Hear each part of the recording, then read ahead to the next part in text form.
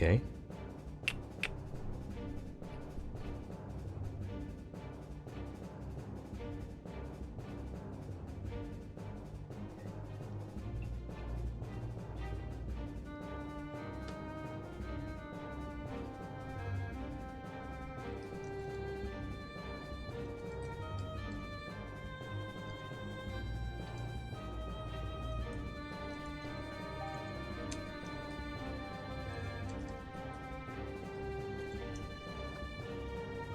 Oh, Leven's here, so hello, welcome, Leven.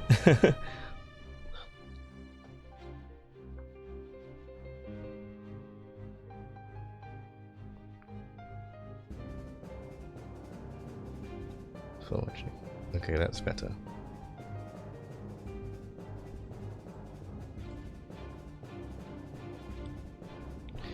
Welcome to the stream, Jess. Now we're talking.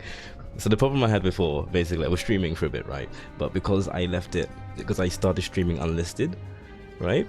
Just so I could test out everything's working fine, and the audio levels were on point. So I was streaming for about 15, and then I turned it public, without really sort of stopping the stream. So you know, I turned it public, and I thought, oh, you know, maybe it will do the thing where it will notify people I'm streaming, but it turns out I didn't. So I was streaming for like 20 minutes and like no one was in the chat. I was like, okay, that's not usual, that's weird. So I decided to change, to fix it, and we're here again.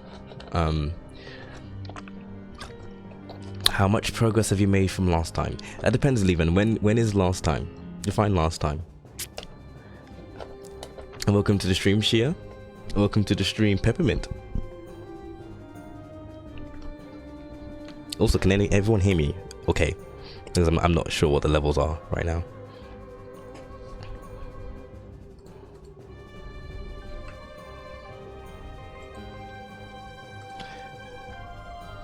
When you last came over, you haven't been to my house like, God, I don't even know.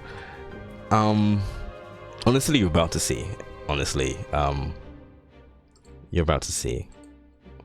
But honestly, not much. It's only within the past month I've started to get back into properly, you know, working on Palasiel Quest. And I really want to make headway with it. One of the first things I'm sort of working on right now is this boss fight against this one particular character we are calling Thema. I have no artwork for her as of yet. And there won't be for a while. But for anyone who hasn't seen the artwork I've got for my characters, I'm gonna go through them in a bit.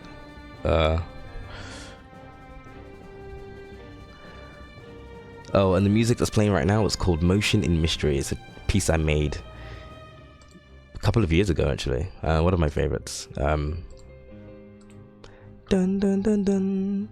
Dun, dun, dun. But yeah, I'm just using it as background music for now. I could change it to something a bit more calming, like this.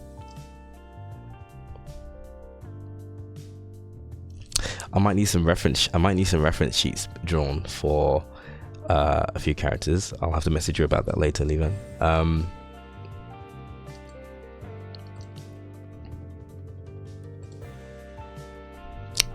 But let's carry on with what I was doing. So I'm working on a boss battle. It's sort of like a really what's the word I'm looking for? It's one of the big turning points, I suppose, in this sort of chapter. And to give some context, basically there's an assassination going on. Someone basically plans to assassinate the queen. Said assassin is the boss that we're about to make. So our mission is, we've been given a directive or mission from someone else, and our mission is basically to assassinate the assassin, which is, you know, weird playing thing. So we're going to be doing a thing.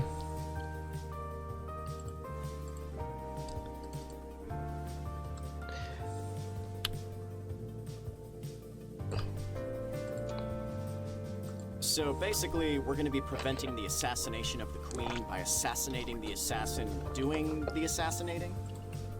So that's the context of the boss fight. And you might see over here,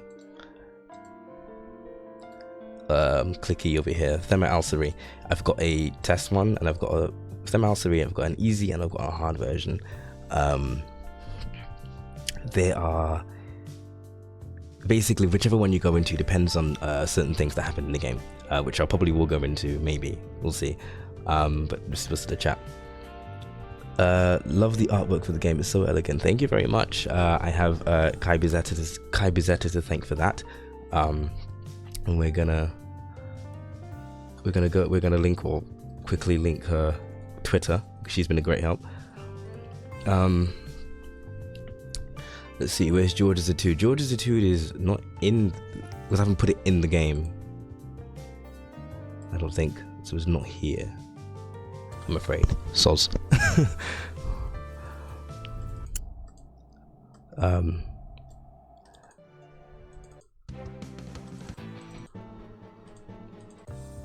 Sorry, yeah, right. So yeah, like I said, there's three different modes: normal, press the wrong thing, normal, easy, hard, and we're gonna go and quickly play test the normal version right now. The battle theme that you're hearing right now is actually a track from an anime called Akame ga Kill. It's literally only here for placeholder, because I plan on composing something similar. Oops. Cool. If we're back on, does that mean I have to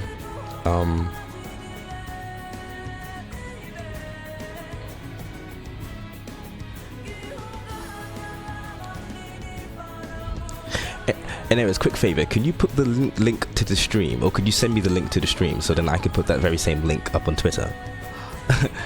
But yeah, so basically it's a one-on-one duel of, you know, the main character versus the assassin, and basically the idea is that you need to get her health down to a certain point.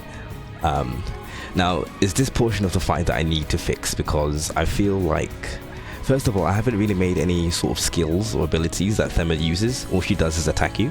I'm going to change that. And also, because of this, essentially you're just trading blows, and you're going to want to have a lot of potions on hand, because while Darren is a warrior, he also works as sort of like a tank. This is loud and I can't hear myself. Yeah, he works sort of like a tank, and because of that, he has some abilities such as he doesn't have it here because I don't know why, but he has Sentinel, where he becomes impervious to physical and magical attacks for one turn, which means that basically he will guard, and then during that turn, if he is attacked with anything, he will take no damage. So one of the ideas against with Darren is that you will want to use an ability he has called Taunt, which will draw all enemy attacks towards him, and then if there's a big attack headed his way, then he could use Sentinel, provided you have the TP for it, and he can completely nullify that damage. But it's not going to work here really, so the entire point of this part is to trade blows, and if you've got the TP, use some skills.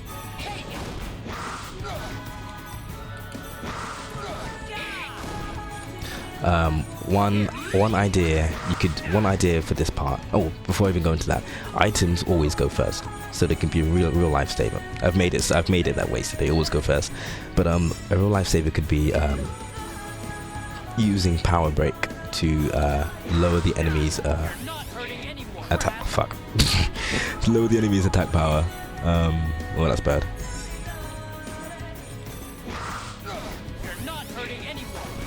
So she does less damage now. I'm on the verge of death. If you're wondering why I've got 99 of everything, it's because this is a playtest or battle test. Ooh. Though I could just cheat and use Blade Division, which is a skill that he will not have at this point in the game. What it does is that it takes off a quarter of health. So I can, fast forward and get to here, where Ariel shows up.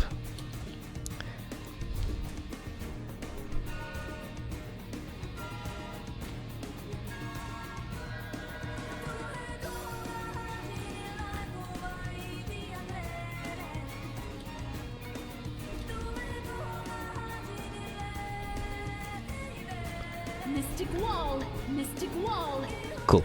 And then, you know, you got your friends Ariel, Keon, but also we have 2 new additions to the mix. And additions to the mix, we got 2 scorpions next to Thema. So these scorpions pose a problem, and this is when the battle becomes kind of a mess for me to sort of figure out. But the general idea is that those giant scorpions are her protectors, and I'm supposed to make it so that when she is attacked, the scorpions take the damage for her, or one of the scorpions heal her immediately. I've not quite figured out the coding for that.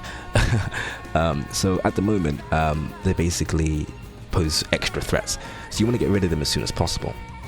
However, every time that's the thing I was meant to fix actually. Every time you attack one of them, they will counter with a skill called what's it called? I forget. It's called something. Enemies, scorpion. That's weird. Okay, cool. I think it's called counter heal or something like that. Something of the like. But what it is, when you hit them, they heal. They basically immediately counter by healing themselves for a portion of the damage that they lost. But before I go on, just check the chat. I can't get killed. I never read the manga, right? But I heard of the anime strays. The anime strays way from the manga, like really early. For example, you know, certain characters are still alive, and you know, different things happen at different points. But yeah, no, the anime was great. I loved it, but I think I should read the manga as well. Cool. So no, I need this link so I can.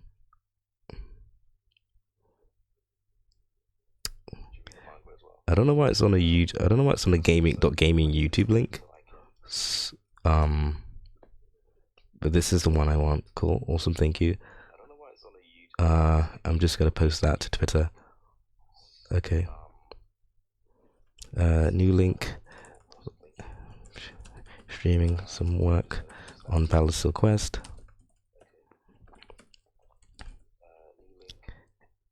Tweet. Cool, awesome. Thank you, Jess. Cool. I need to find that skill. Counter heal, that's what it's called. And I did some really weird sort of formula, which you can see around here. Which involves, it may not make sense to you, but let's see if I can explain it. I may need to fix it actually. But basically, what this thing does.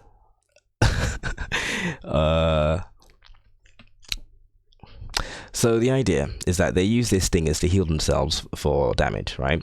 And there are many ways you can get around that thing. So there's many ways you can stop them from healing themselves. One of them is to silence them. That way they can't use any magical powers.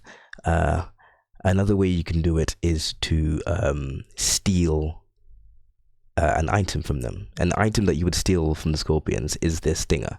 So Ariel is a thief, and she has the ability to steal items from enemies. So if you successfully steal a scorpion stinger from one of the scorpions, then they lose that ability to heal. So that's what this means. This basically checks the pocket of the enemy, and some bunch of variables. But basically what this is saying is that basically does this enemy have in their pocket, so to speak, this particular item, which is this tail stinger. If it does, then you carry out some damage math, and if it doesn't, then it will do nothing basically. But I need to fix that because I think I broke it somewhere.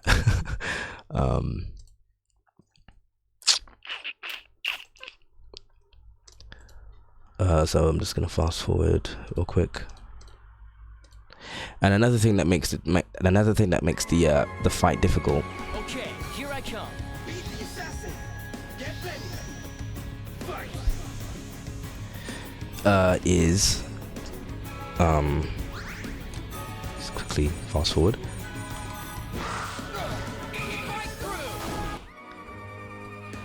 Cool. Mystic Wall. Mystic Wall. Another thing that makes the battle difficult was that before the Scorpions came in, Darren and Thema were trading blows, trading many blows, and you know that was basic and simple. Now each time you attack Thema, she will counter attack, and what she counter attacks with depends on what you use on her. So if you hit her with a normal attack, she will counter with I don't know what she counters with. Yeah, she counters with Sand Slash, which has the ability to silence you. Which, you know, means nothing to Darren because he doesn't use any magic.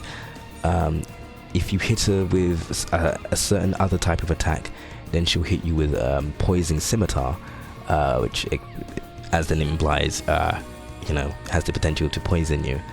Now, the interesting thing about this is that Keon, who uses a firearm, is immune to countering. So you can freely attack Thema with Keon's gun and he will face no repercussions. So let me quickly see if I can defeat one of these Scorpions. Ariel is a mix of a white mage and a thief. So she said white magic and just thievery.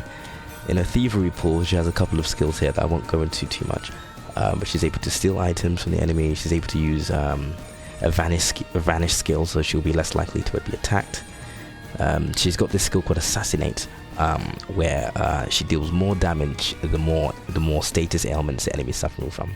So on its own, it doesn't do too much damage, but if the enemy is suffering from, I don't know, poison, sleep, blind, all these sorts of nasty status ailments, then Assassinate will do more damage with each status ailment, which can be pretty useful if you use it in tandem.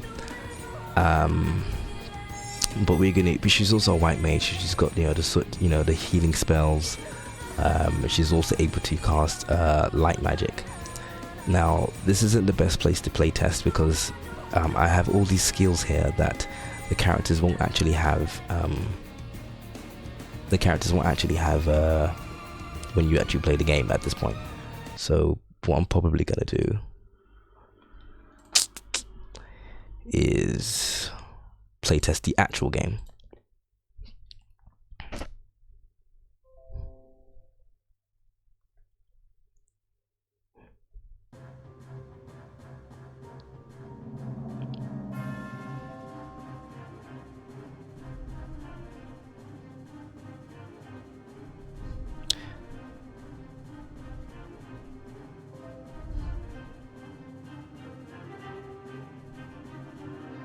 So give me 1 second. Cool. Except I don't know. I have no clue which save file it would be that one. I believe it will be this one. Yeah. Okay. The current scene you're about to see hasn't been started. It's very placeholder. Get this over with. And I believe this is the normal route. So you know, this is the true set of skills that I have. I can't fast forward the battle with Blade Division because I don't actually have it. But I can cheat by healing indefinitely and using armor break to lower her defense. Let's keep using my most powerful skill. My most powerful skill here is Perky Step at the moment. Perky Step is a skill that always goes first, and it's influenced by Darren's strength and his luck stat.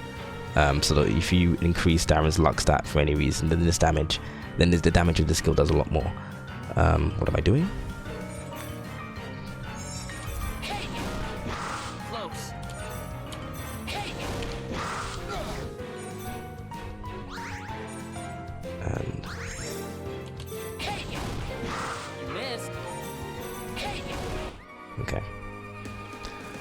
Okay, as fast as I could. Hey, what are you doing here? What does it look like, dummy? I'm here to help.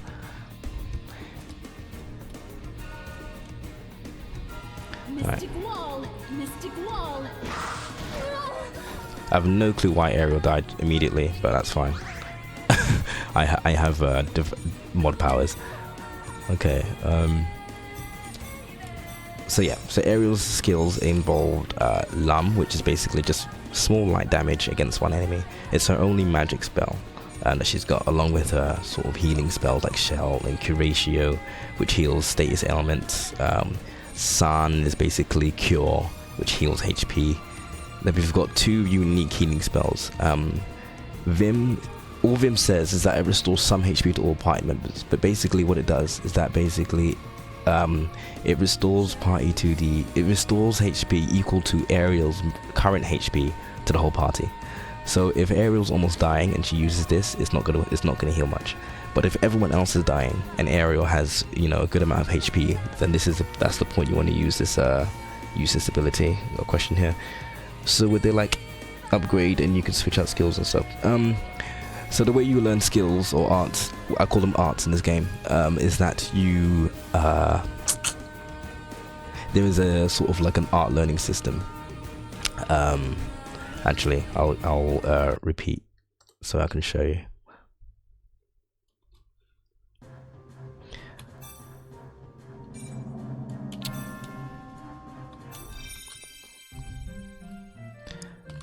We're not gonna show this right just yet.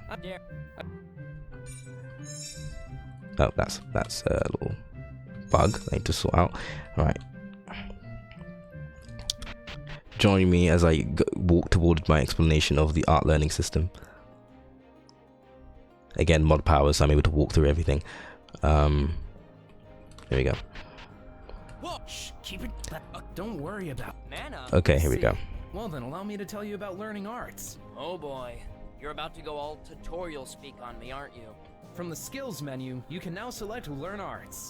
From this menu, you can view a list of arts that can be learned. Some arts are hidden until you meet certain requirements. Arts cost AP to learn. The primary method of obtaining these is defeating enemies. All right. You done talking encyclopedia? Yeah, just one more thing. At this point, you should have enough AP to learn an art. I highly suggest learning a water type skill for the oncoming battle. Cool. So go to skills and you choose your character. Now, guest characters such as Mikhail do not earn AP. So their AP count will always be at 0. That's because guest characters will have predefined skills on them. For example, Mikhail only has power break, armor break, and a healing spell. So when you go to learn arts, you can't do anything. So with Darren, the protagonist, you go to skills. In Bladeworks, you can see all of his available skills that you have right now.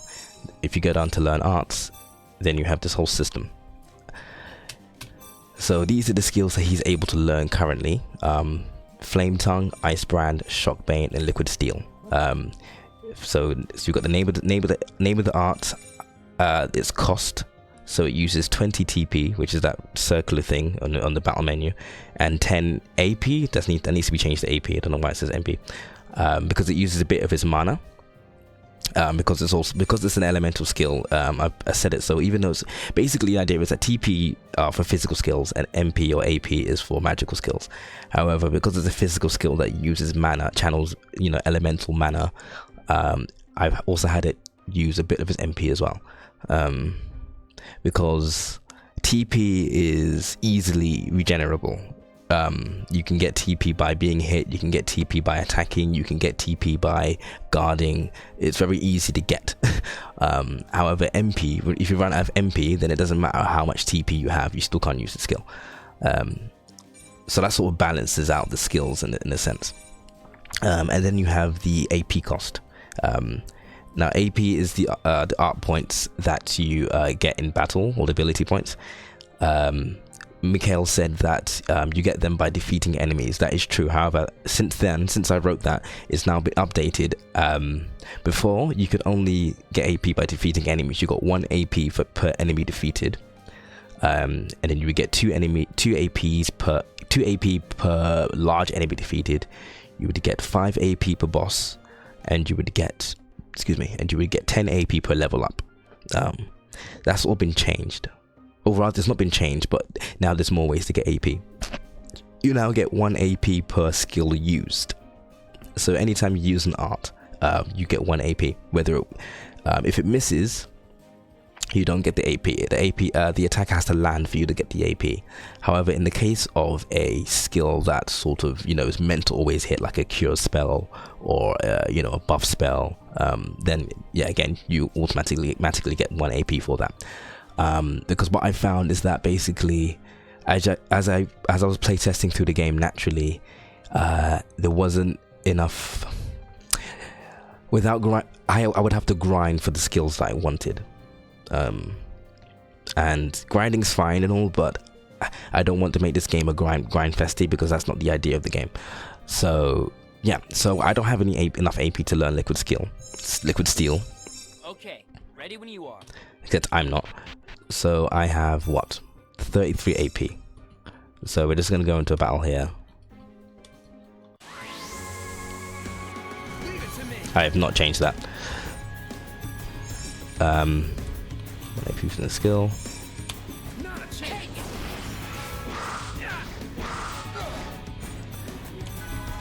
That. They're not too smart, are they? Interesting. Darren used a skill called Try Elements, which is not the skill I chose, but Try Elements happened anyway. But I'll explain that in a little bit. We should win this. Not a chance. It happened again. I'm not sure why. I think I know why. Ready for battle. Not a chance. Yep. Okay. I know why. Not a chance.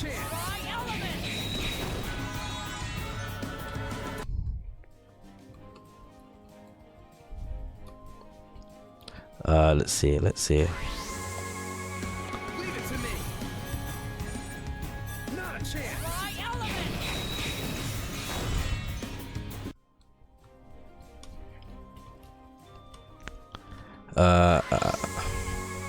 Leave it to me.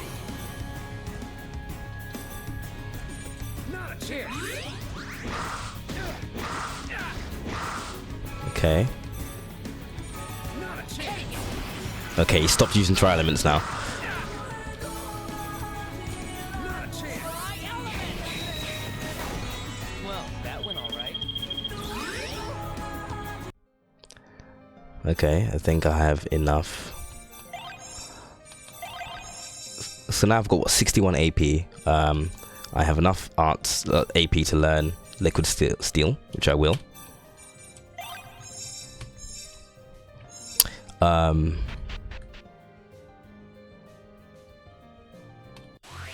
And when you go into the boss fight, Okay, here I come. All right. I hope you've got a water type skill ready, because this bad boy is weak against the water element. and the dialogue changes if you go into this battle without liquid steel, but in this case we have, so Don't worry, I've got it. You might have noticed the circular TP gauge.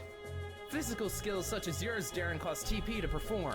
There are 3 different ways of gaining TP. The first is to attack. There's nothing like gaining momentum in a tense battle. The second is to guard.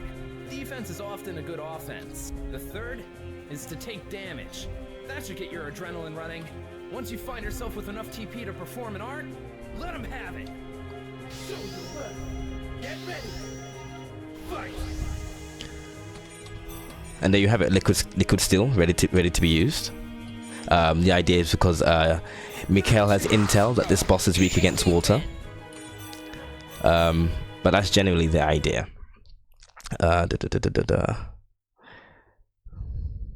Mikhail is such a daddy. Wow. Okay, cool. Alright, thanks for joining the stream. Though you've probably gone by now, because it's been a while since I looked at the chat, but thanks for joining. Does Try Elements actually utilize all 3 elements? Yes. At least I'm trying to code it that way. I've set it so it does. Whether or not it actually works is something I've yet to actually test, but the idea is that it's meant to use all 3 elements, and by all 3 elements it basically uses fire, lightning and ice. But the reason why Darren kept using tri-elements in place of Perky Step is because of this special thing we have called advanced arts, which was initially in the game as a sort of joke, but then I decided to actually add some functionality to it. So how it works is, how to put this? So if anyone remembers Final Fantasy VI, they had a thing called desperation attacks. And if you didn't know desperation attacks was in Final Fantasy VI, it's okay. No, not many people knew it was in the game until after they beat it. But basically what it is that basically when you're almost dying, you have a chance to activate a special skill in place of one that you chose. In this case, in place of Perky Step, he would instead use tri-elements, which is a powerful 3-hit attack that utilizes all 3 elements. And the reason why he was using that because 1, he was low on HP, and 2, his elemental counter was above 10. So honestly, he wasn't really meant to be using it at that point, so that's a bug that I need to figure out. But basically, with Darren's arts or skills that you saw there, he has Flame Tongue, Liquid Steel, Shock Bane, and the Ice Brand. So those are the 4 elements that he uses, right? Every time he uses one of them, a hidden variable, which I've named the element counter. So there's a variable. Actually, it's best to show here. Common events. Might not work. I don't know what that's meant to be, but oh no, I haven't actually made it. That's why it's bugged out. Okay, cool. Well, let's fix that actually. Elemental. I remember it was in concept, but I haven't actually done it. So basically, there's an elemental counter tied to his elemental skills, and every time he uses one, the elemental counter goes up by 1. And basically as a hidden variable. So whenever it reaches 10, when it's 10 or over, so when he's used any of his elemental skills, 10 times or over, then when he is below a certain threshold of his health, if you use Perky Step, he will there is a chance that he will activate tri-elements in place of Perky Step as a sort of desperation attack. Once it's used, then that automatically sets the hidden variable, in this case elemental counter, down to 0. That way you can't spam tri-elements. So the reason why he was spamming it is because I haven't actually tied the skills to an elemental counter. So that is what I'm going to do right now, by making a variable. How do I do that? Called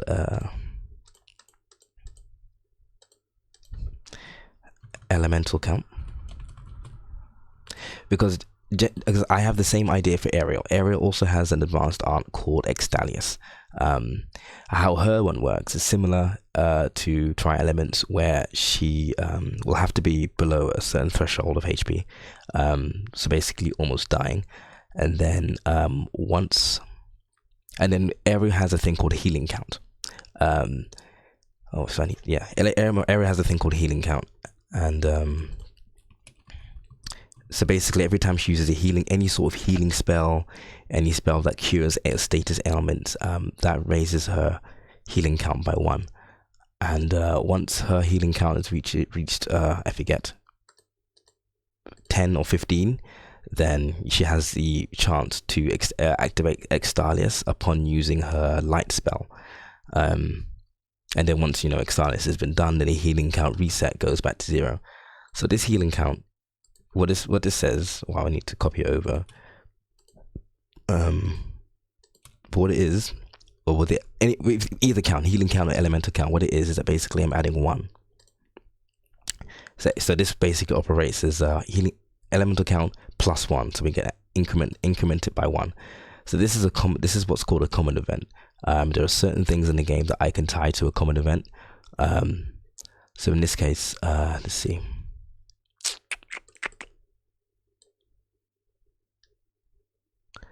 So in this case, we're going to go to skills. We're going to find Darren's skills, which is here. So flame tongue.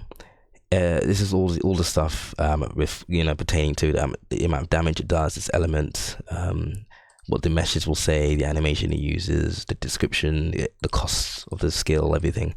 The effects and under effects, we can choose to run a common event every time it's used. So that's where we'll run elemental counter. So every time this skill is run, then it will run the common event, which basically makes the elemental counter +1.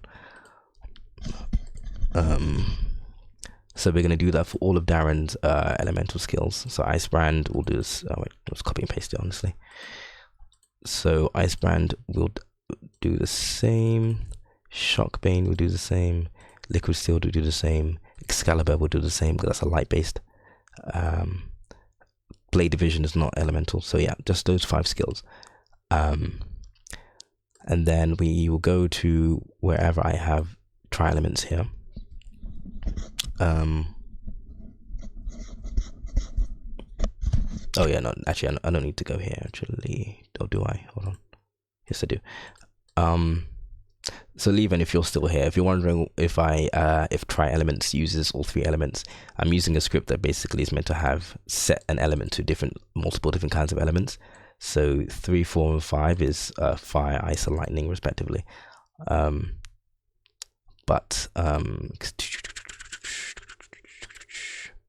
So the next step would be activating the skill.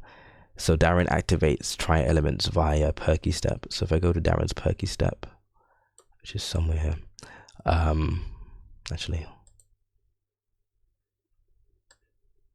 yeah, if I go to Darren's perky step and then here over here we have a skill change. This is as part of a third-party script. Basically, I've got a note tag saying we're going to change the skill, and the ID of the skill that will change to is 591. 591 is the ID number of tri-element, which is right over here. And then the chance. This chance right now is 1, which means 100%, as in we will always use it. And yes, Levan, that is Victor's script, I think. No, I think it's either Victor's or Yanflee's script, I forget. But yeah. So I need to change that to something like 0.5 maybe, or 1 actually, leave it at 1. And then the condition, this is where it looks a little complicated, but basically so there's a thing called A dot and B dot, or A and B. A is the attacker and B is the receiver. Oh, A is the attacker and B is the defender. Or in this case, A is the giver and B is the receiver. So in this case, A is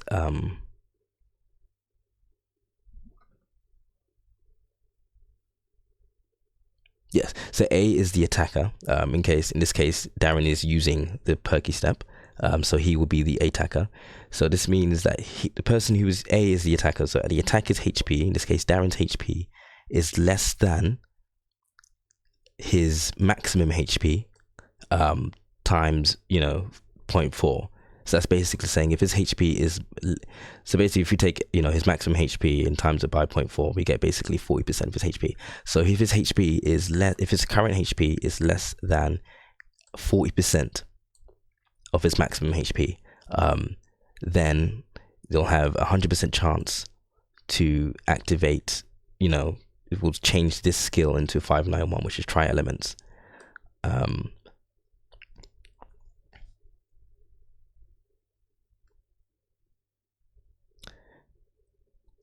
Which is correct, but also not all. That's not all, I realize. Oh yeah, as well as this, sorry, I almost forgot. Almost forgot an important part of the equation. Perky step. Here we go. These symbols means and.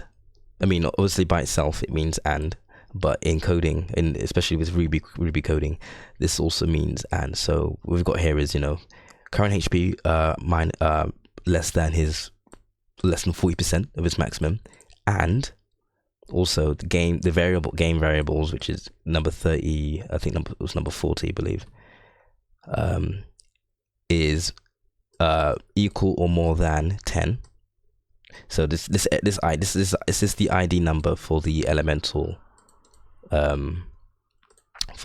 counter. You see, it says 40 there. So if this variable is equal to or more than 10, then you will also change it to try elements. And then with try elements, once it's finally performed, we are going to add another common event, which I've already prepared, called elemental counter reset. And what that does is that basically it just sets the element counter back to 0, like absolutely back to 0. That way the user can't spam try elements like I just did. So the idea is, using elemental skills 10 times, then when your HP is below a certain point, then you use perky step, and then it will change to try element, which is a more powerful skill. And then to stop you from spamming it, it will reset that hidden variable back to 0. So you have to use more elemental skills again to be able to use it.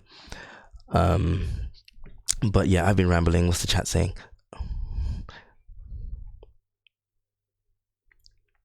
Welcome to the Stream Players Club, and thank you very much.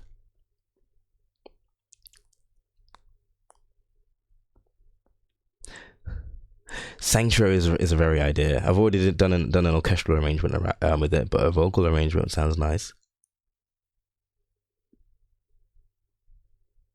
Oh, Fire Emblem. I know about Fire Emblem, but I've not played it properly to even know much about it.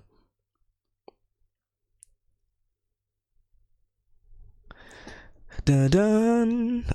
But explaining that to you has actually reminded me to even sort that out. So now that's a thing that's been fixed, which is fantastic. One of the other things I need to fix is put some music on, actually. Put something else on. Something. I'm just gonna go through. No. What do we want? What do we want?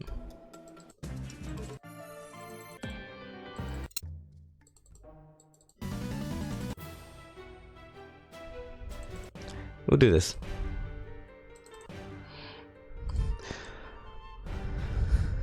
I have not thought about any covers for Fire Emblem. People want me to do so, but I'm not. There's nothing really that struck out to me.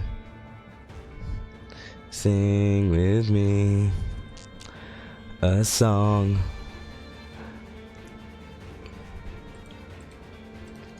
Let's see. What was I gonna do? Oh yeah, fix this skill that's not working apparently. Because I tried to do something stupid with that. Counter heal.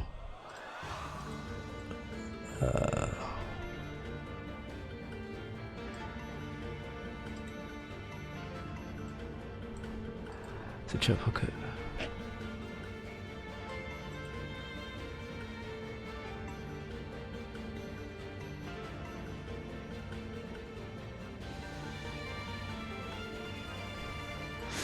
Levan, if you're still here, I need some help. I'm gonna type it into the chat. If you do like a statement, like a true false statement, a simple one, there's like a colon, and which one goes first? So if I do something, I'm gonna type it into a chat, something, right? And then is it true, false? Or is it false, true? And just in there is that it's basically why the entire thing is orchestral already, so I have nothing new to add. Because I don't know what I've done here, and it looks like I fucked up the entire thing.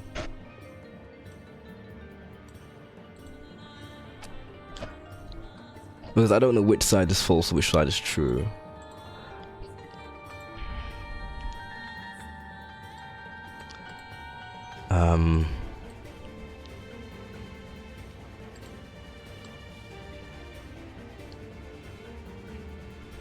I'm not a Dragon Ball fan, unfortunately. I was more of, yeah, I didn't really watch Dragon Ball Z growing up, so I'm not really interested in it. Does that mean, so this means, you know, the attacker, who's the attacker, which would mean the Scorpion. So the Scorpion's maximum HP minus his current HP. So let's say he had 2000 maximum and he had 400. Cool, man. Oh, I've broken it, honestly. I need to put this in here so I have it noted.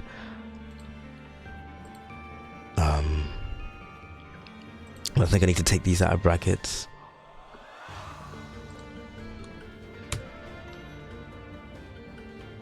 And then remove this. Because I was trying to make that to a negative number, but it doesn't work like that.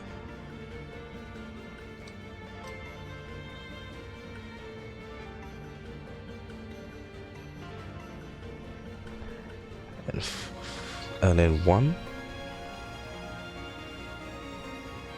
Just try to, it's true and false. Okay, cool. So that means what I can do is HP recover. That should be it. So I think I fixed this skill now, so I can properly playtest. But before that,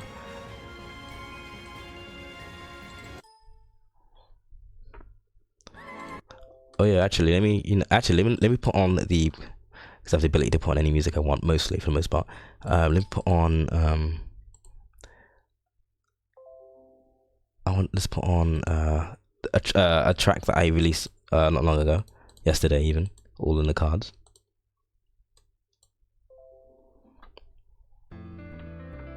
Ready for battle. The assassin! Get ready! Fight! Okay, that, never mind.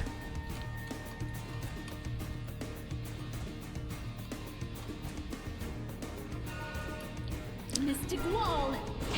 Mystic Wall.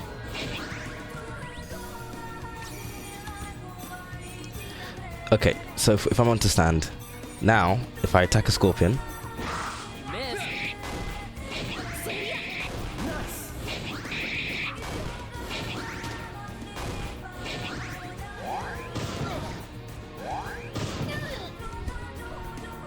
okay, so it's doing what I want it to do. Every time I attack it, it heals itself, but it's healing too much, and I'm trying to figure out why. Have I messed it up? His formula is meant to be the Scorpion's maximum HP. What's the Scorpion's maximum HP?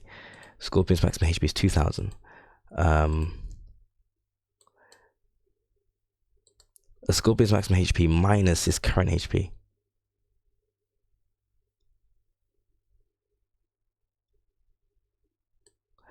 So if I attack a Scorpion, this is the simple maths, right?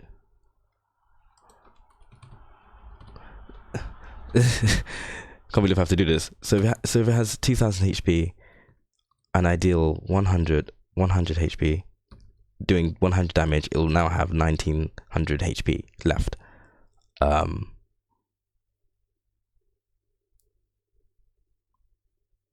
Right? So then that figure, oh wait, no, it would have 1900 left. So, but this is saying his maximum minus his, oh wait, yeah, his maximum HP minus his current HP. So if he has 1900 there, that means what this is saying is that's 2000 minus 900. Well, 1900, right? Divided by 4, which is 25. However, even though, but he's healing a lot more than that. Ooh. Is this because it's a bug or it's because I can't math? I'm gonna try again. Also, Bleach was my shit. Are you fucking kidding me? I'm so mad it ended. The anime, I mean, rather.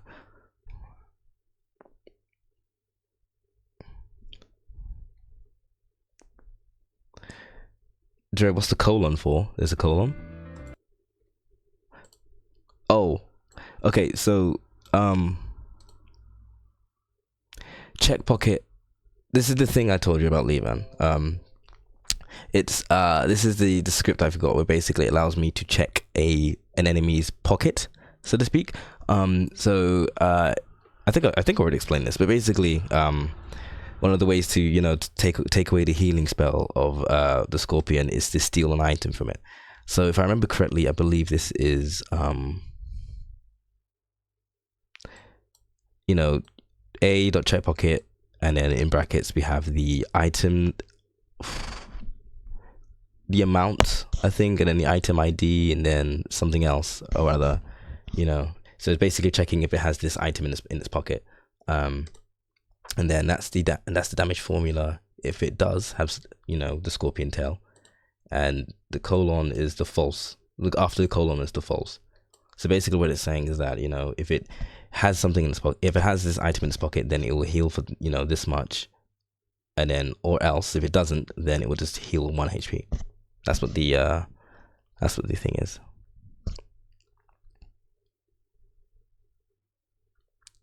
However, I don't think it's working. It's healing way too much.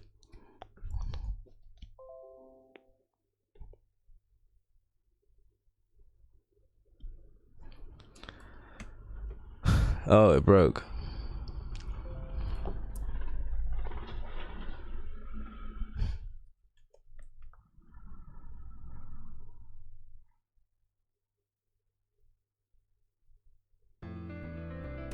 Let's get this over with. Assassin, get ready. Fight.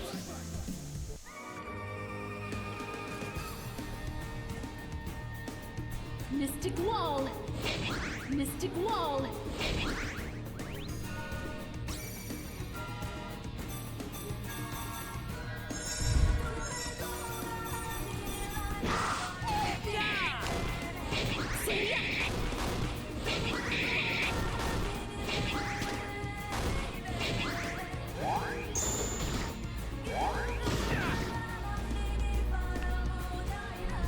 It's just healing all its HP. It shouldn't be okay.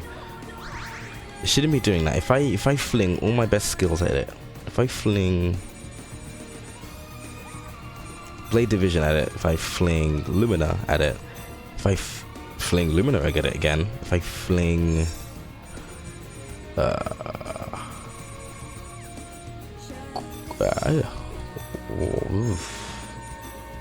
if I fling Quick Draw at it,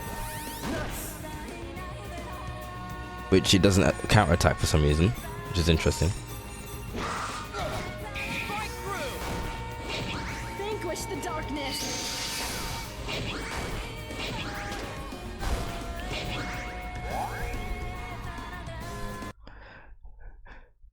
Now I know the idea is that they're meant to heal themselves after they get attacked, but not by that much. But not by that much. You can actually kill them even with the healing ability if you just use enough strong attacks.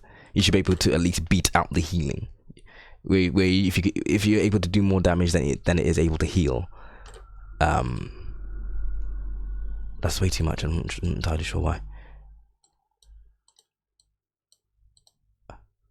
Oh, I think my math is wrong. It's maximum HP minus current HP. I think I need to put brackets in there, maybe.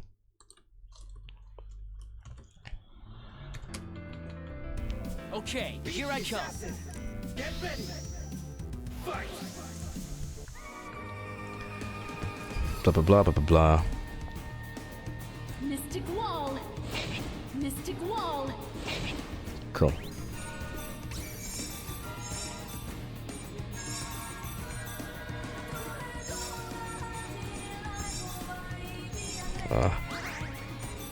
Pick step. Yes. Okay, now it's healing the correct amount.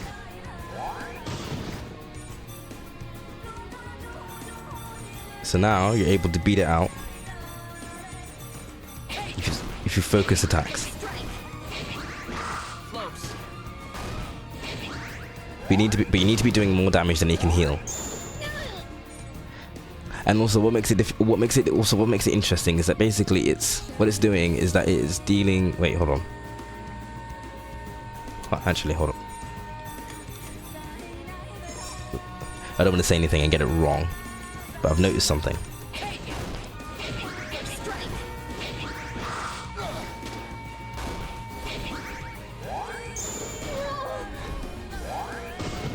Yeah, whatever. I think.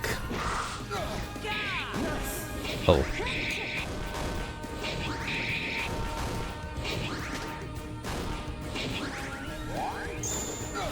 Yeah. I think I've noticed it.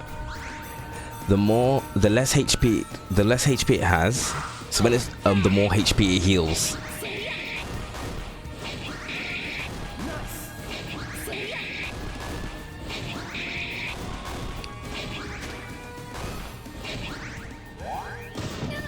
Right. Which makes it interesting. So now here's the part where you can stop it from doing anything. If you steal a scorpion stinger from it. Not a chance. I'll be taking that. Yep. Now it's only healing 1 HP. I stole the potent stinger from the scorpion, and now it's only dealing 1 HP.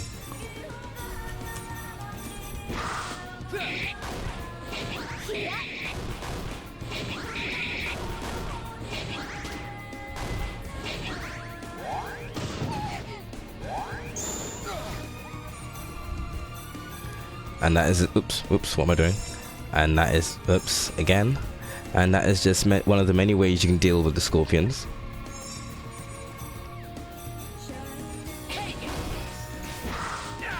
Vanquish the darkness. But we're just gonna have aerial steal.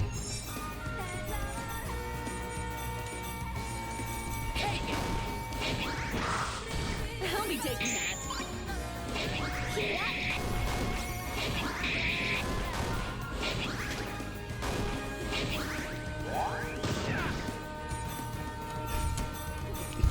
But omae wa mou shindeiru. There we go.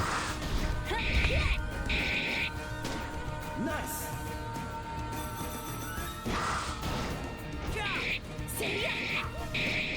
Now there's a weird bug where something is still taking damage. Nice. Hello, welcome to my video game. It's riddled with bugs. Let's see.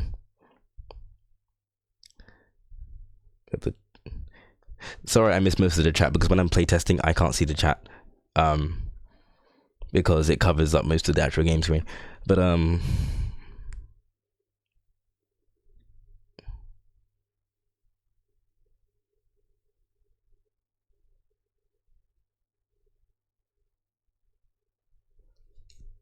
Jerry, is potent stinger a weapon for aerial?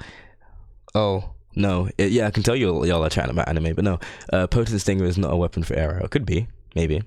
It is at the moment right now. It is like an item, like a material item, like a crafting item. For when Opal joins the party. Has anyone seen my characters yet? If no one's seen my characters, then you should see my characters. I'm gonna show you all my characters right now.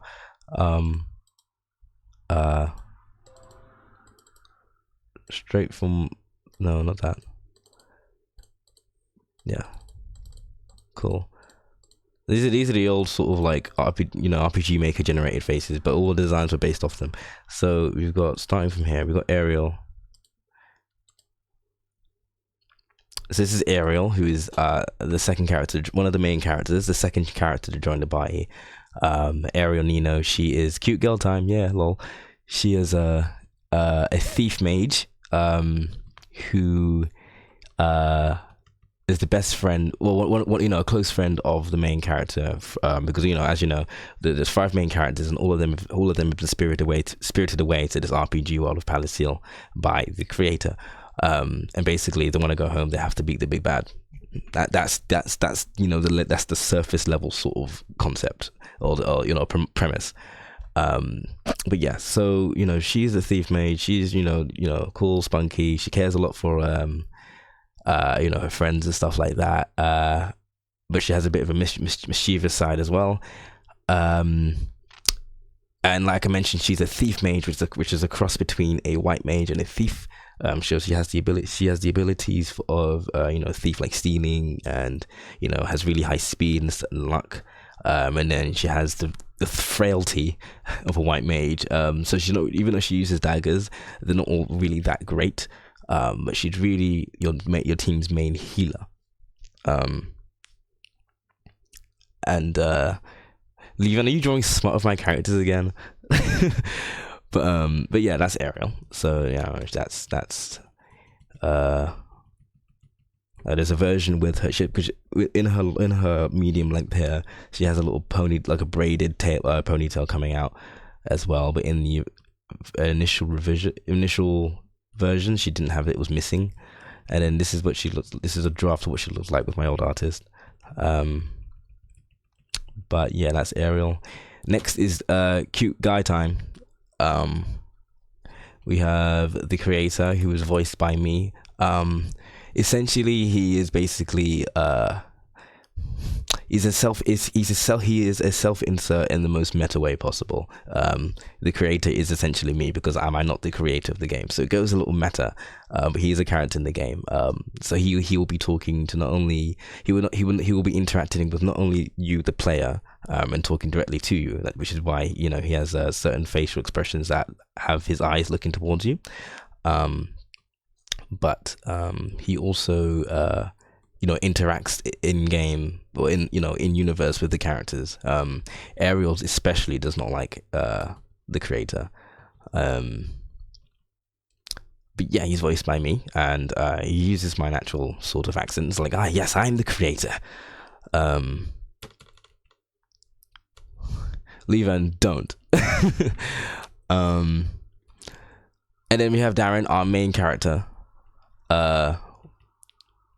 He is, sort of just laid back, chillax, doesn't really like high stress situations, but we'll deal with it all the same.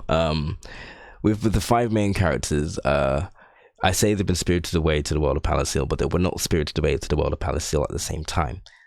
So we saw Ariel earlier. She was the most so Darren was the last out of the 5. Darren was the last person to come to the world of Palasiel. Everyone else came before him. And therefore, and basically, they've been awaiting his arrival. The reason why he did this was because the reason why the creator did this is because the creator wanted to create a sense of sort of an RPG feel, where every character has a backstory.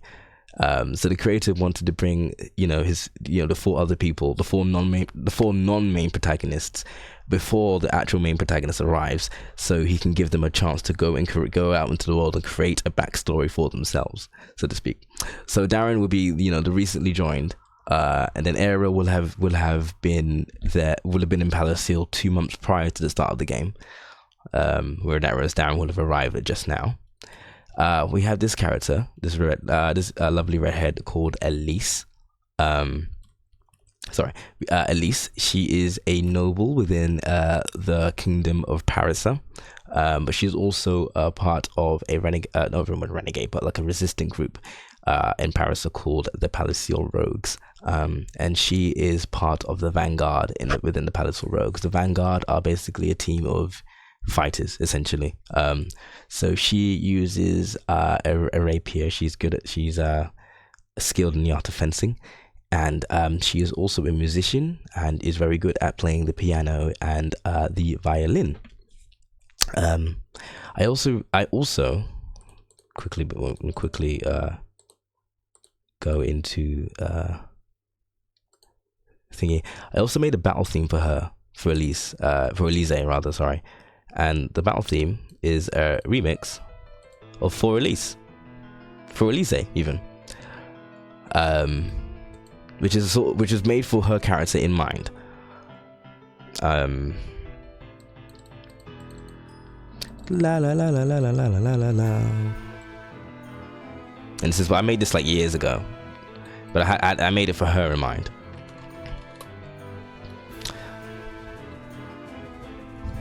Where it will actually play, I have an idea where it will play, but I'm not gonna say just yet. So then we have Keon. He's one of the recently drawn characters by Kai Bizetta.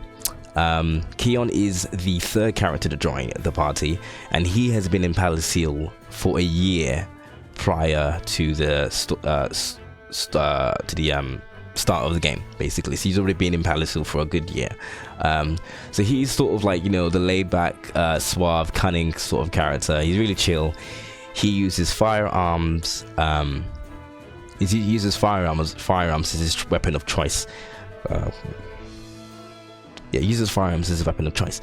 And the whole thing about Keon is that, you know, even though he's been brought here against his own will, he actually really likes it in Palasiel and hasn't really thought of going back to his own world. And he's not really keen on the idea of going back. So you know, that whole thing about him will cause some tensions between him and the rest of the party members. But yeah. Two characters I got that inspired his design was Irvine from Final Fantasy VIII and Alvin from Tales of Xillia. Did I ever send you that track? You mean this track? Maybe. I don't know. If you want it, I will. If you want the track, I can give it to you. But didn't you release this to public like most of your PQ tracks? That's why the PQ soundtrack is getting remade. And also I did release this to the public, not for use though. No, this is only to listen to, I believe. Then we have Mikhail Ivan. He only has 3 emoticons or facial expressions. That's just a sketch. This is because initially he wasn't meant to so his role in the game was very short. He shows up in the beginning. I think I've showed you already. He basically coaches you on how to learn new skills and new arts, and coaches you a little bit on the battle system. And then after you beat that boss fight, he kind of like goes away, and you don't see him again. That was his initial sort of role. Now his role extends past that, story-wise. He's basically an adventurer, and he's a free-spirited traveler, loves to travel. But he's conflicted with sort of like being at his hometown, home city of Parisa, even though tensions in Parisa are on edge and things are not really going well. But you know, he's obligated to stay there for reasons. But yeah. And then this is the character that Aneris loves.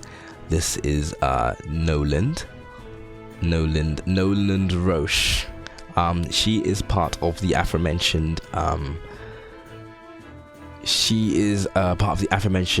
what's it called, Palasiel Rogues, the resistance group in Parisa. She's the brains of the group. She's a very smart, very dorky and caring individual. As with the group, she basically lays out all the plans, all the missions, all the mission briefs and stuff like that. She also cooperates with another character on like surveillance and stuff like that. And basically, the whole resistance group goal is to basically liberate the kingdom of Parisa, because the throne of Paris has been usurped by someone not very nice. She's a great character. Then we have my particular favorite design, Opal.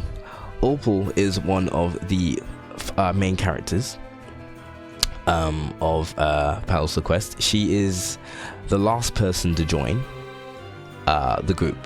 And as for her time of arrival in Palasiel, because remember everyone except the main character came here before him, her time of arrival is undetermined. I'm not gonna go into why. That's a story related thing.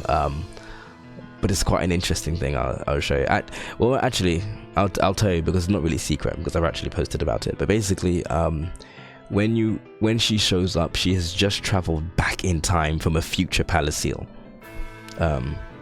Where everything went to ruin and chaos and rotting. It was just rotting. So she came from a bad end and went back in time. and basically here to tell the main protagonist, yeah, you need to not fuck up this time. Basically, she's never met the main protagonist, mind. So that's why her time of arrival is sort of like, question mark, question mark, question mark. Nobody really knows when she arrived. All we know is that she's come from the future. But she is also one of the people from Earth as well. So yeah. Her design was really based on sort of pastel colors, pastel goth. So she wears a few pastel colors, especially with the skull on her chest. The arm bracelets that she's got are actually based on my very own arm bracelets.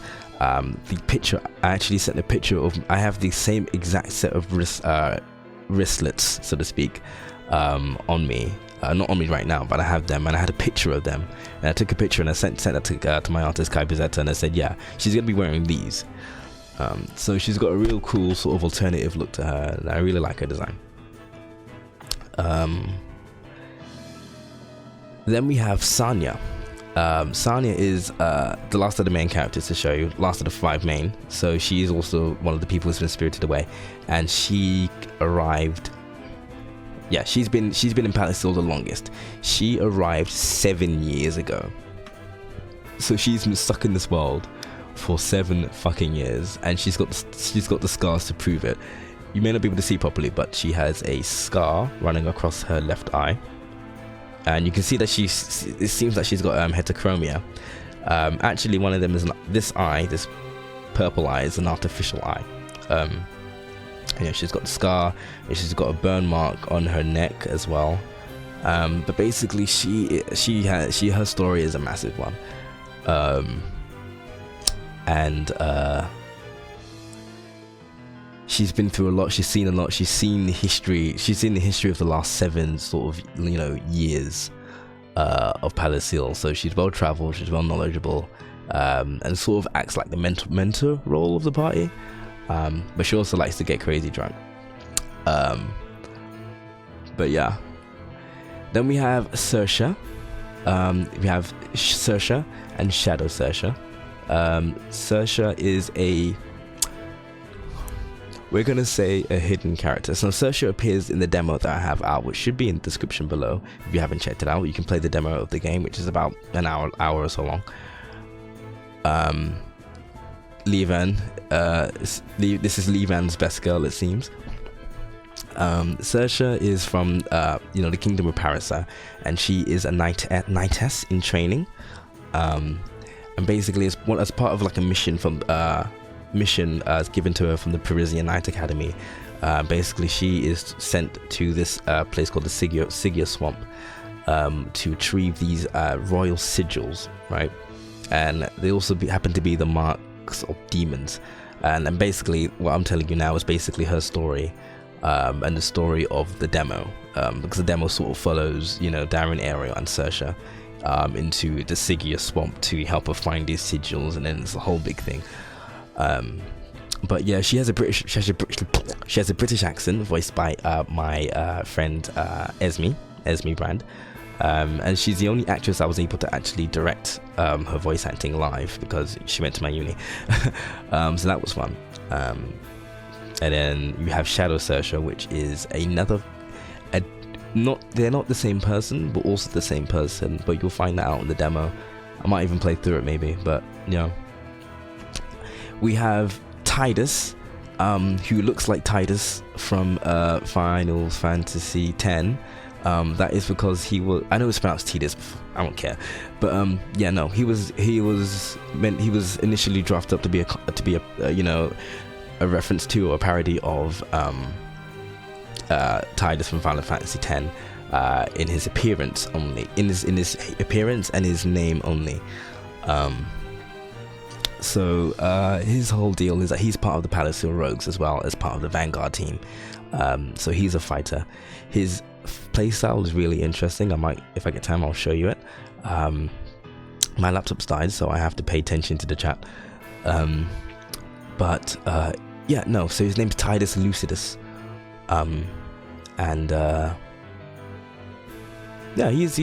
He's a laid back, chilled individual. chill individual, really. And that's all I have, apparently.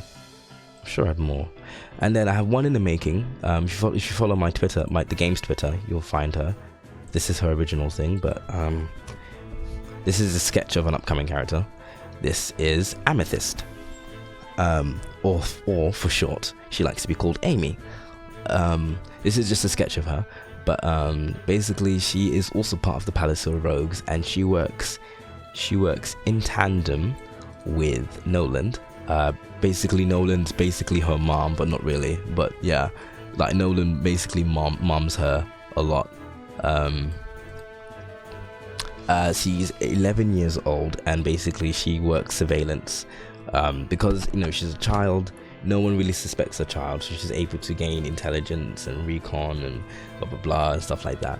But she doesn't really take part in much of the fighting side of it. I'll actually give you introductions to the Palasiel Rogues right now. Actually, I just need to find the right save spot.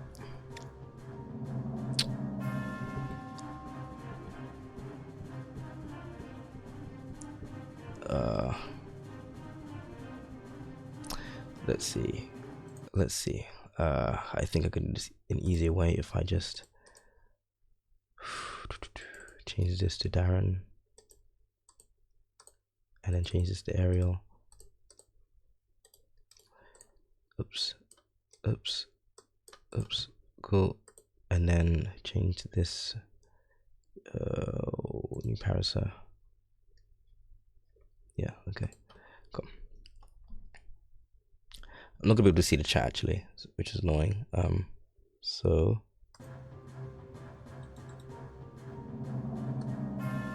make it small. This is just so I can see it because my laptop's dead, and I was following the chat on my laptop.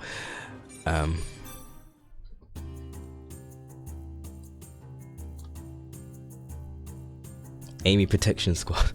Amethyst must be protected. She must be protected at all costs. Oh yes. So this is Parasite. So this is playing a scene when you enter Parasite for the first time. Yeah. You would actually enter from the bottom. Now you're probably thinking, oh, there's no NPCs. Yeah. One of the reasons in the demo. So this is Saoirse's house. Actually, I think you can go in there and Saoirse's there. The demo starts from here, and this starts her sort of side quest, which basically entails her side quest is basically the whole of the demo. But we're not going to talk to her. But in the demo, you won't be able to leave. You'll be given a bunch of items and such and stuff like that, and then you'll be on your way. The reason why you can't leave is because there are no NPCs, and I haven't made NPCs yet. Particularly because making NPCs takes a while, getting them to do the things you want them to do, and as much as I know I need to make this place more lively, but I haven't done so yet. All I've done is just made this sort of set piece. I've got some rooms for where the shops are, and I've got an inn which actually has some people inside. Sometimes that happens, my bad, bear with me.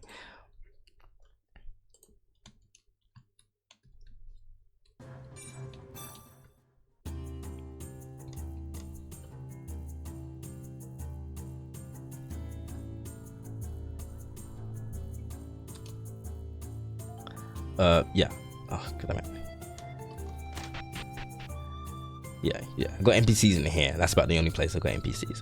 Can't talk to any of them though, because coming up with NPCs for dialogue wasn't on my priority at all. So, but when the second demo, because the demo that's out right now is called Demo A. Demo A only takes place, with Saoirse's side quests. The upcoming Demo B will start from the beginning of the game up until around the part where for about 3 hours, the 3-hour point basically. And in Demo B, it will be more fleshed out with NPCs you can talk to and side quests and stuff like that. But that's in the works. But let's meet the Palasiel Rogues and hear some of the voices as well. And this is the Triton. There's gonna be some voices missing. Ariel's voice will be missing, and a character called Saltier's voice will be missing. Everyone else's voice will be there. I'll be seeing you later, sweet cheeks. You're a bold one, you know that? Go. Get out of here. Oh, and there are 2 members of the Palasiel Rogues who hasn't had art for them yet. Lehman mentioned one of them, Saltier. He is this guy. He has neither art or a voice. Whereas Mistress, which is this guy character here, has no art, but she does have voice.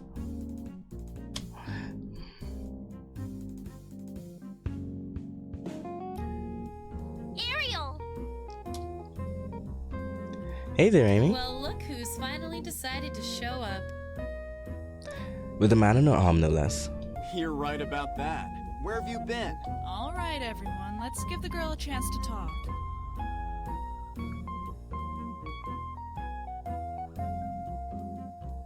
Oh wait, Jess, whose wife? I'm glad to see you are well, Lady Ariel. Lady. I'm glad to see you're all doing okay. So is anyone going to tell me who that guy who just left was? Oh, you mean Keon? That's his name? That's right. You've been gone a long time. You need to be filled in. We'll get on that just a bit, in fact. So who's your pal there, miss? Oh, Ariel's your wife. I will show you a scene where you can hear her voice actually. All right, this is Darren Logan. Darren, these are the Palasiel rogues. Guys, he's invaluable to the group since he's special. What do you mean I'm special? Duh, you're the main protagonist. Of course you're special. Treat him well, everyone. Now go and introduce yourself to everyone. I think Nolan has something to say, so we'll do that once you're done.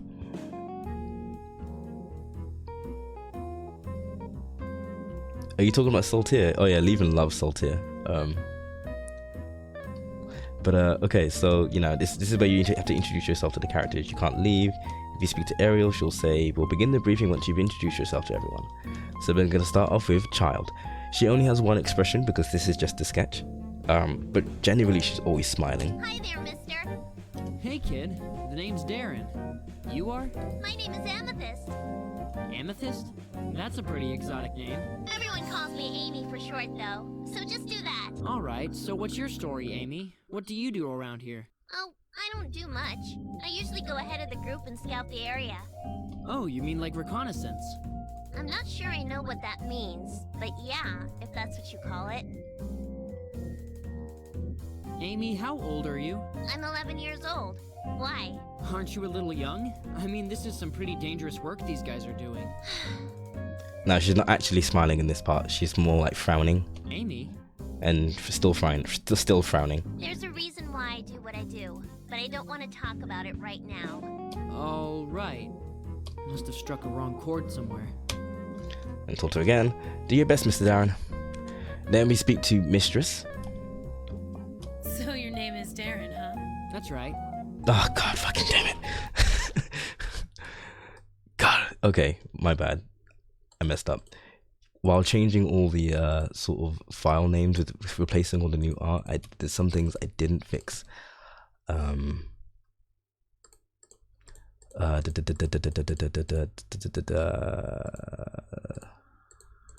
give me a moment while I sort of fix that out. Is that your real name? Darren, normal face, you're sure. Okay, sorry I asked. Normal face for that. Shit, messed up. Darren, normal face. Oop. Okay, so what have you got behind the bar? You were smiling in that one.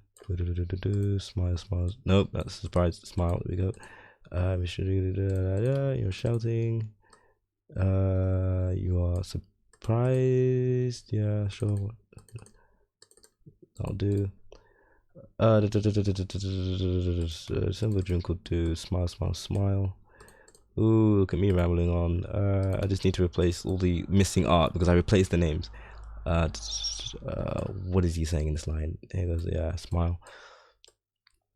Smile, smile, smile, smile, smile. No, no, no. D. Smile. There we go. Nope. There we go. And there we go. Hard mode. Darren, smile. Yep, that's it. Okay, fixed. I hope that's fixed for everyone. Nope, it's not fixed. Okay. Then I gotta fix this one. Eyes closed for that one. And Normal. Sweet, you're the big badass of the group. You're smiling in that one. Yeah, of course, he's my friend. Darren. She's smiling. Friends. Yeah, me and Ariel go way back. Okay, cool. That's done.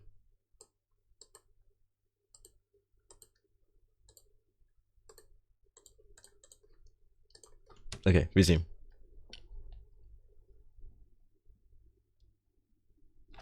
I can't see this. I can't see the chat. I can't see the chat. Give me one moment. I'll be right back while I go grab the laptop, the charger from. Wait, I'm pretty sure I bought the charger with me. Where the fuck is it? Did I not bring it with me? Okay, I'll be right back. I'm gonna get the charger from my laptop so I can monitor the chat. Be right back.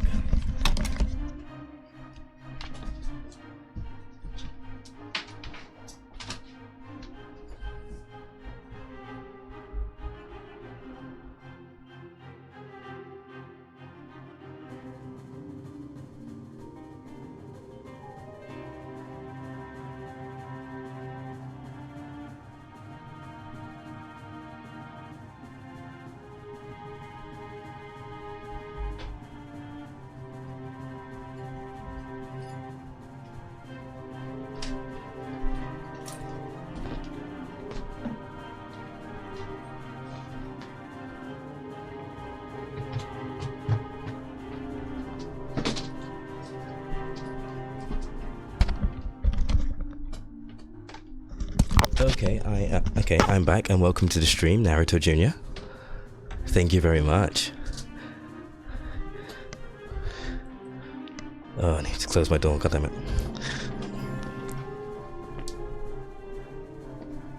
Okay.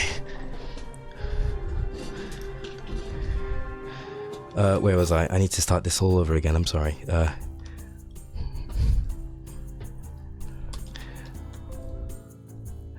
2548.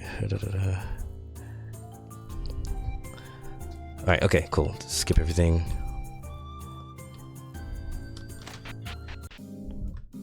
Blah blah blah.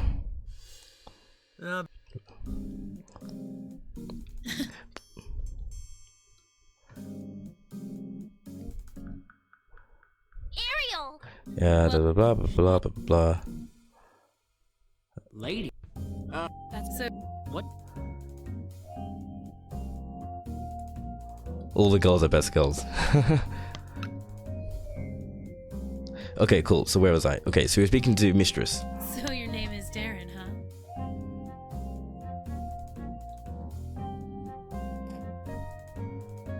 I'm still waiting for the chat to update. For some reason, it's not updating. Refresh the chat actually. Okay, yeah. So your name is Darren, huh? That's right. Just call me Mistress.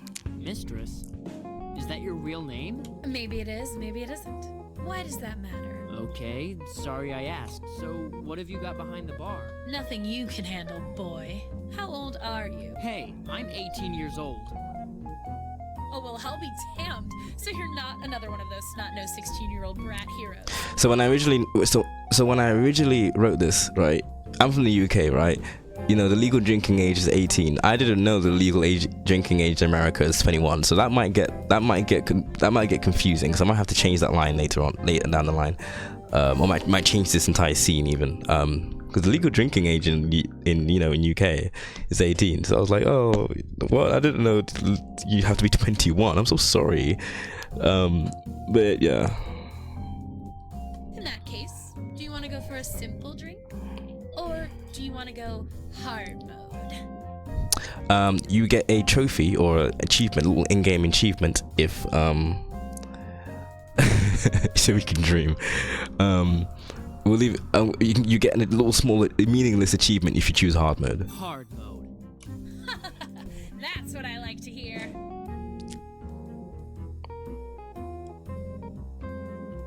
Here you go. Drink up. Make sure you don't let us down. You hear? You're welcome here anytime, Darren. Fight well, okay? Now I'll speak to this guy who hasn't got art yet, and he hasn't got a voice yet. And Levin's favorite character, Man in Cape. So, you are the man who was to help us recover Princess Ruby. After a lot of convincing, dancing, yes. Well, we are grateful to have your aid, comrade. My name is Saltier Finn. Darren Logan. I lead the rest of the group as the Vanguard. I can't see what the text says. Oh yeah, I'm an expert at weaponry. Sweet. So you're like the big badass of the group. Do not misunderstand, Darren. I'm not invincible, but I have my fair share of experiences, to say the least. Anyway, I trust you've been taking care of Lady Ariel. Yeah, of course. She's my friend.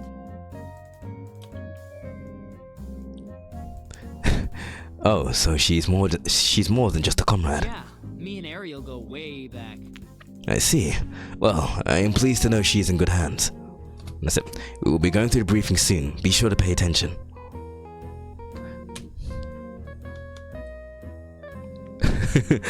And let's speak with Nolan. So here's an interesting thing, right?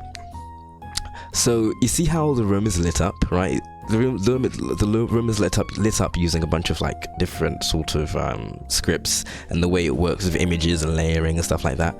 But because of that, unfortunately, it doesn't really work well with darker skin tones. And I realized that once when I made a scene with Opal in this bar, and I made a scene with Nolan, who generally stays here in this bar, because her face will come up too dark and you can't see her features.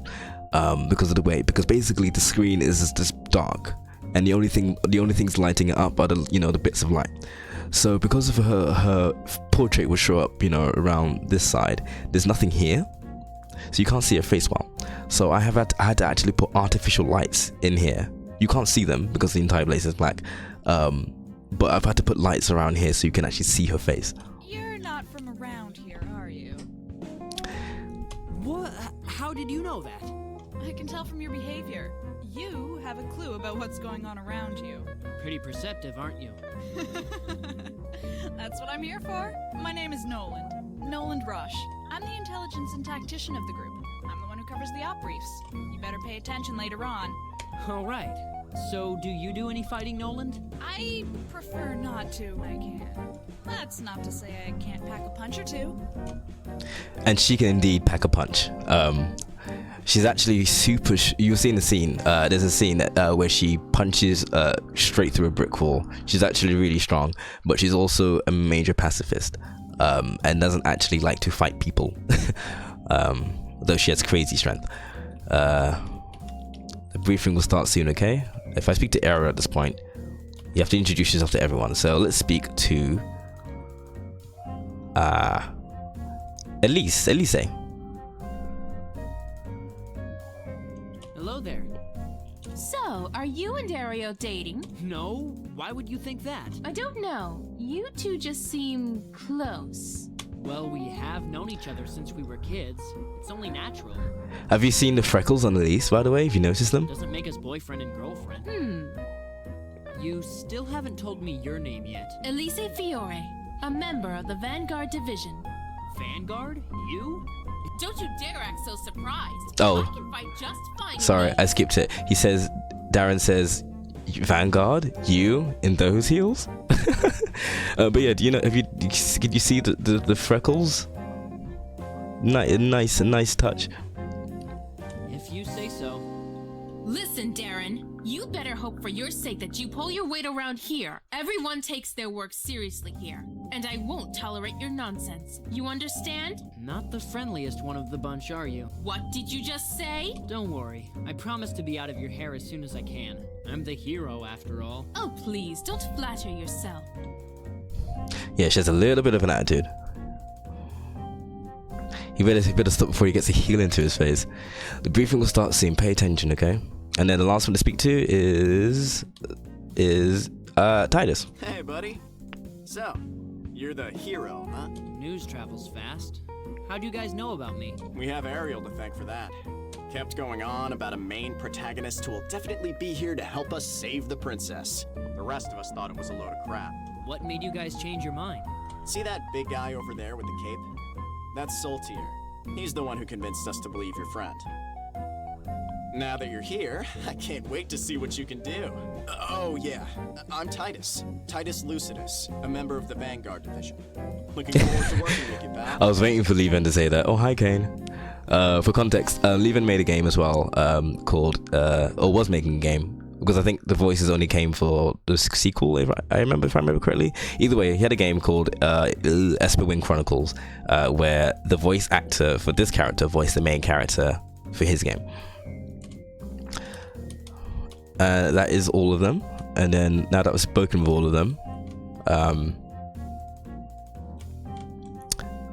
so basically, the way I've done this is that basically there's 1, 2, 3, 4, 5, 6 people to speak to, right? Once you've spoken to all of them, only then can you progress the scene. So what I've done is that at the end of each sort of conversation, I made a variable called rogues introduced. And every time that once their scene or cutscene is done, it will increase the rogues introduced counter by 1, which you'll see here. So it says 5 because I didn't speak to Amy because I'd already spoken to her, so I need to speak to her again. And basically I've said it so once it's 6, if I speak to her, there's a condition saying once that number is 6, then the scene, things will continue. Hi there, mister. But we've been through her. Amy, how old?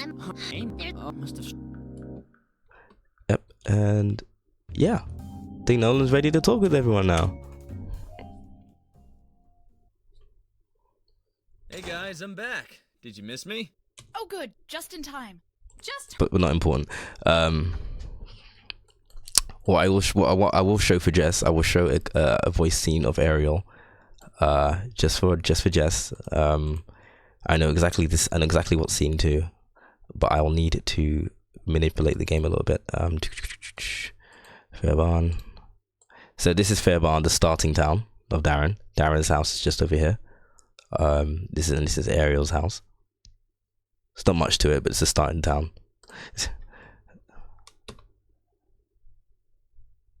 Oh god damn it, Levan, you would.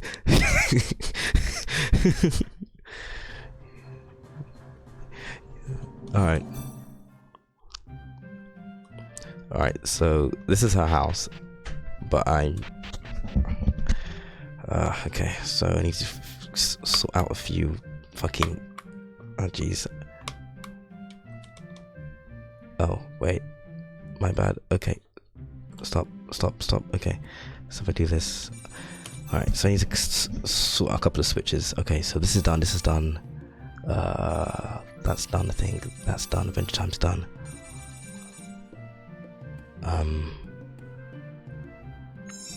I think I need to be in this house, except I can't go in there. That's weird. Okay. Fine, I'll just teleport inside that house. And then continue with the switches. Once it's defeated, Sevichaya. Niece is defeated. Lost in cave completed. Okay, cool. And then if I leave the house, We're back.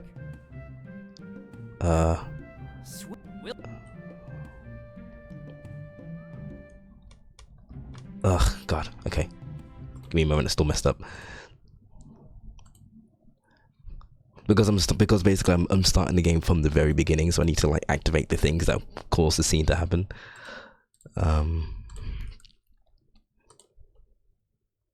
Actually, let's pop him in. Let's pop him in here.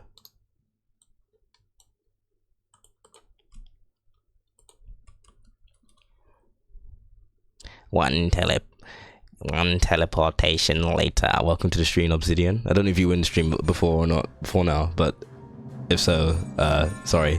Welcome to the stream. Fine.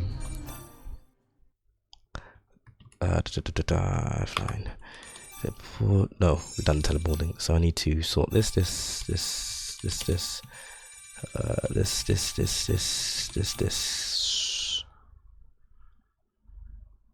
and possibly that. I'm not entirely sure.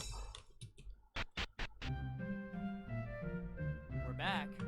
Yeah, okay, that's doing some other things.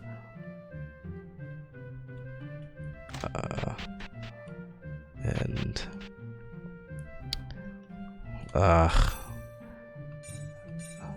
meeting area spawn. Oh wait, no. Also, event account. This be 3. Hey, creator! Here we go. Alright, here we go. Let's start the scene. Hello. Can I have a word? No. At least not here. How about heading back to your place? You look like you're talking to yourself. Fine.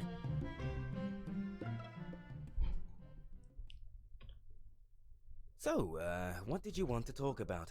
Oh. That's something I never really thought about. But Darren is actually right behind the portrait. Maybe I should move things around so that you can see them both. Huh. You know, for a quest to save the world from evil, I haven't really done much of anything. I wouldn't exactly say that. So, I'm sure you've learned quite a bit. So this is a scene. Mundane tasks and objectives are there for a reason. So this is a scene right near the beginning of the game. Near the beginning of the game, after you've done a few things right here and there. Darren would basically call out the creator for like the plot not really progressing. And this is before you've met Ariel.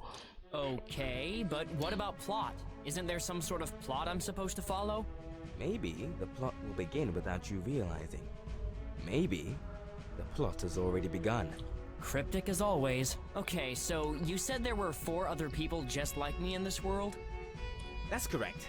In fact, one of them has been right under your nose this entire time. Really? Yes, she's somewhere in Feybarn. Feybarn? Yes, Feybarn is the name of this cozy little village. I think once you meet this person, you'll be in for a treat. I see. Then I'll just have to find this person. Since you've obviously thrown a hint at me, I'm assuming this will advance the plot. You know, usually I'm supposed to be rather vague about my answers, but I'm just gonna go ahead and say yes. Good luck, Darren, because now you'll be more involved with Palasiel than ever.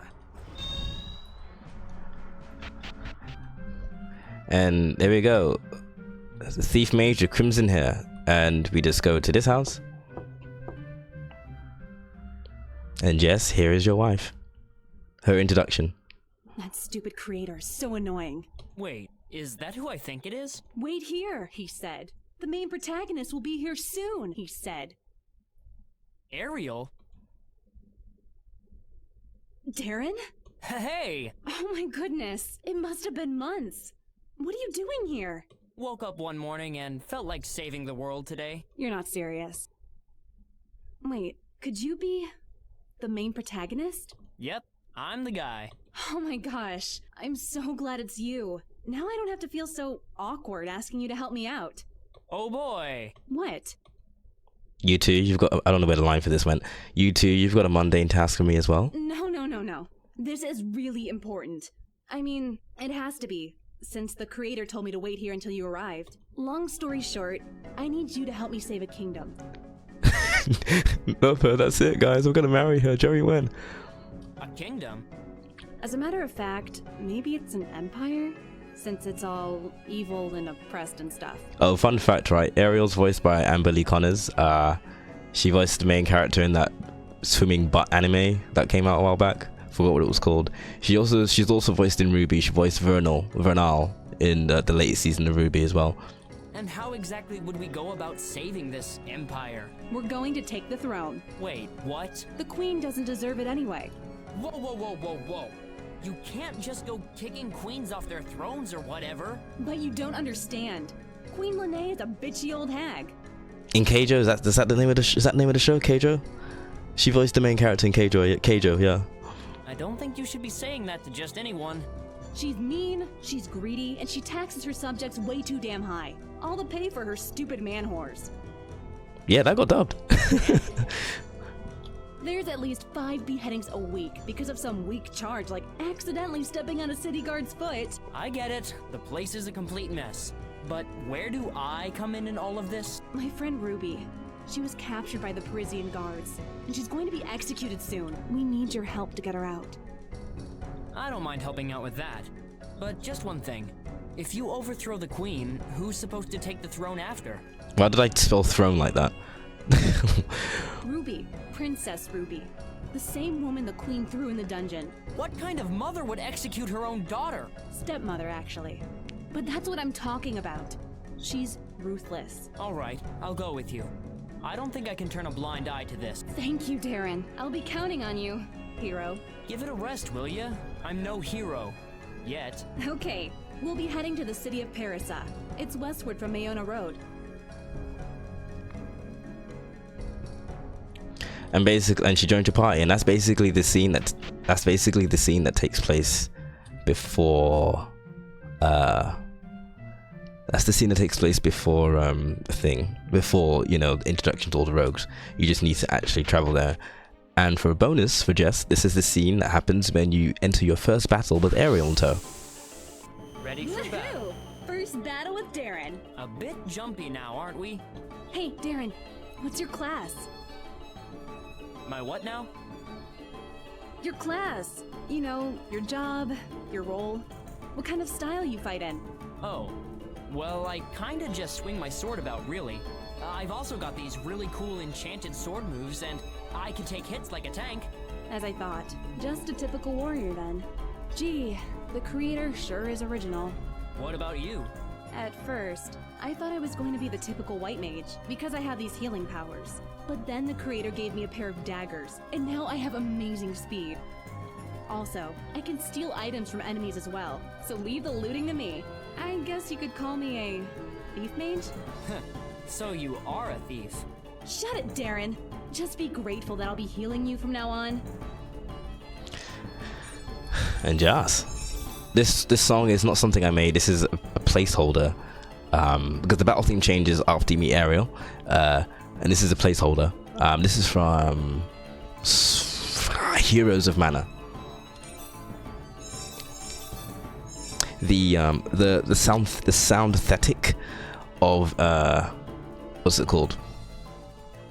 Yeah, the soundthetic of the soundtrack of Palasiel Quest is going to be very sort of, I wouldn't necessarily say Kingdom Hearts, but it will be very, very Yoko Shimomura, but not necessarily Kingdom Hearts. It will be very sort of.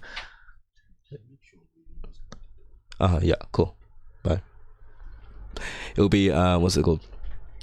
Very Yoko Shimomura. So we're talking about the Radiant Historia. We're talking about the Heroes of Mana, Sword of Mana, Legend of Mana. But Ariel is a white what? Is a white hat. What does that mean? Jerry, let's be real. All your music is Kingdom Hearts. Leave me alone. Shh. I'm trying to get out of it. Shh. But yeah, basically. So like, I don't know. I don't have much stuff for the soundtrack of Palasiel Quest, but some of it is getting reworked. For example, the boss theme of the game is currently I've forgotten the name of the boss theme. That's bad. It is called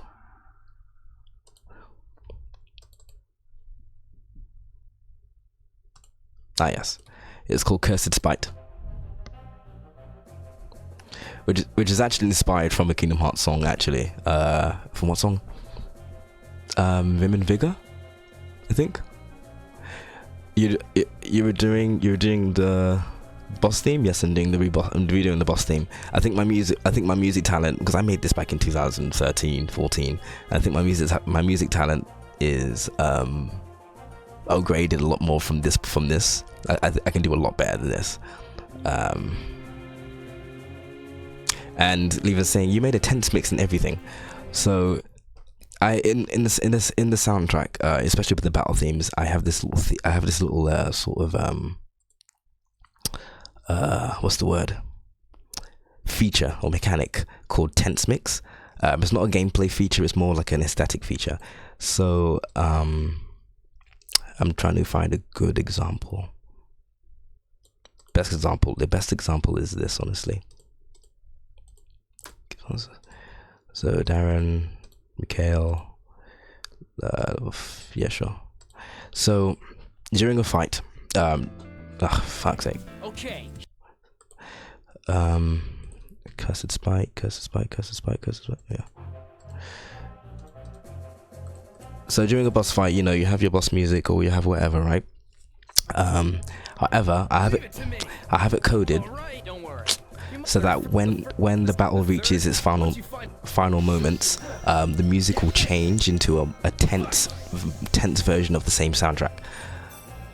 So in this case, when the boss is almost dead,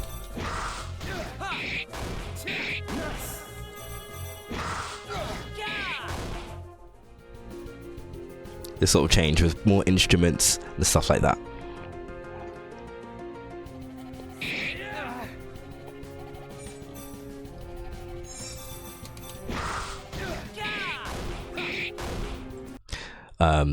I call those tense mixes, and they have a lot of this has just become me showing you stuff of the game, less about me actually working on something, but I don't mind. But yeah, so those are tense mixes. They happen when, you know, a boss is about to do something big, or a boss is almost dying, or some stuff like that. So basically what I do is I make the battle theme, and I save it as, you know, the normal version, and then I create the same, and then I add more instruments to the same battle theme, and I save it as tense mix. So then I have a script in the game where it allows me to crossfade between them both. So I'm going to show you another example, one of my favorite examples.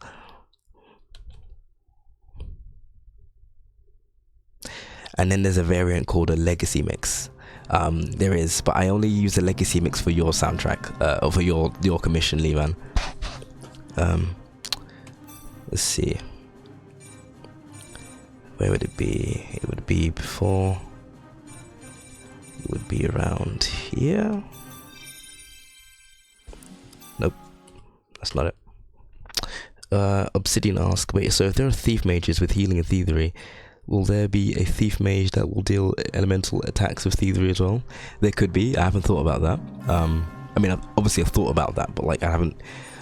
Maybe a future side character that joins the party might have that, but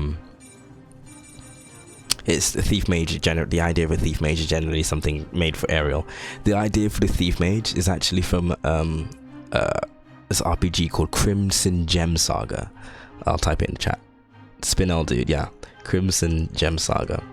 There was a character in the game called Spinel, who was a thief mage, but the kind of thief mage she was the variant that you were talking about. She was more of the black mage thief variant, whereas Ariel was more of the white mage thief variant. But where's the damn thing I'm trying to find? Yes, here we go. Here you're gonna meet one of the villains. Once again, Ariel's not voiced, but everyone else is. Who's that? Oh, and there's no art for the villain either, apart from the little face thing generated from RPG Maker. This is one of my favorite scenes. Two unfortunate souls have lost their way. Are you creeped out, Ariel? Because I sure am. Feels like we're in some scary movie. I haven't seen you around here before. Who are you? I'll be asking the questions, Pipsqueak. What do you know about the mute hag who lives in this pathetic village? Mute? I don't recall meeting anyone like that. I think I overheard a conversation about a mute woman who used to live here. Used to? Tell me where she went, right now! You're in my space, calm down. I don't know where she is. I just overheard that she isn't here.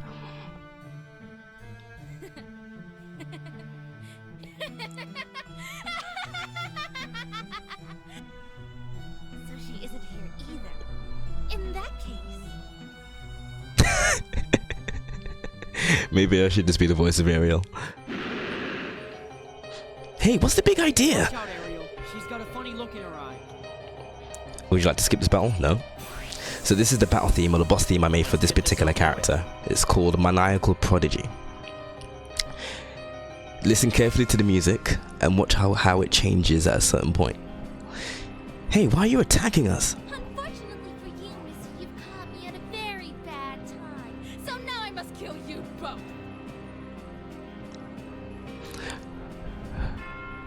I remember getting interested in Palasiel Quest a few years ago and was disappointed it seems to go poof for a while. Yeah, no. I'll explain why Palasiel Quest went missing for a bit. Yeah, I'll explain it later. And if yeah. Damn, just what are you doing here anyway?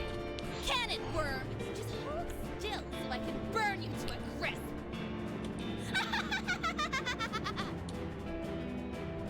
I know, she's crazy powerful. Yeah, does this sound Kingdom Hearts enough for you? Because yeah, this is the this character's particular boss theme.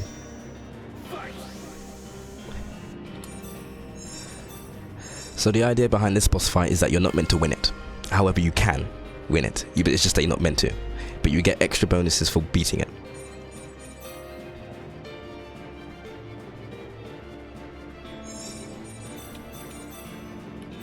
Light us a path.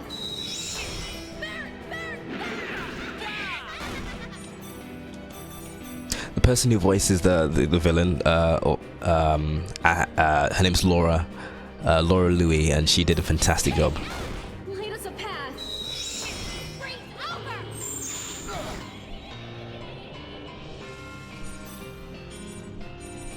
Magic break. Lum. Light us a path. Oh dear.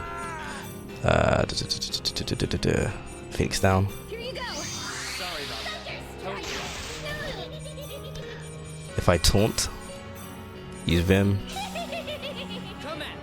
Stay strong, everyone. So when she starts laughing, you've got a guard because she's going to use a powerful spell. Well, basically when she starts laughing, her next spell will be do 3 times the damage. So you got a guard.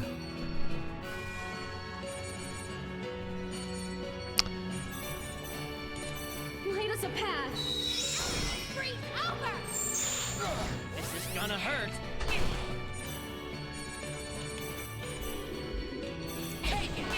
Light us a path.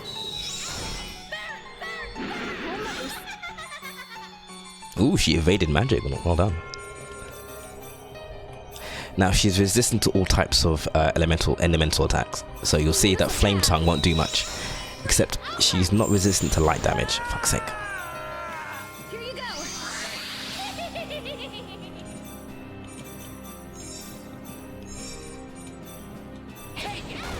Stay strong, everyone. Sorry about that. Totally out of it.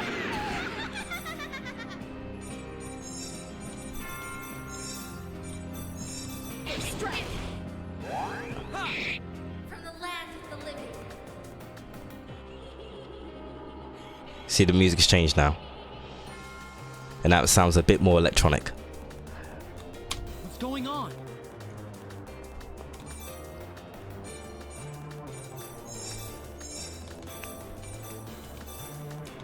Light us a path. And none of the attacks are working. I call upon thee in the land of the dead. Our attacks aren't working. Nice. So unleash thy fury of thunder. That spell! Darren, we have to run! There's nowhere to run.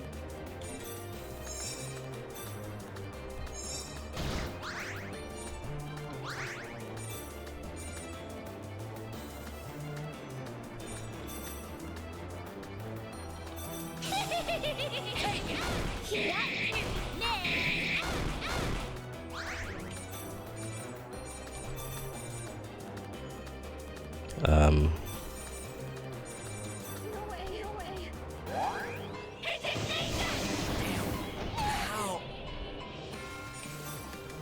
Light us a path.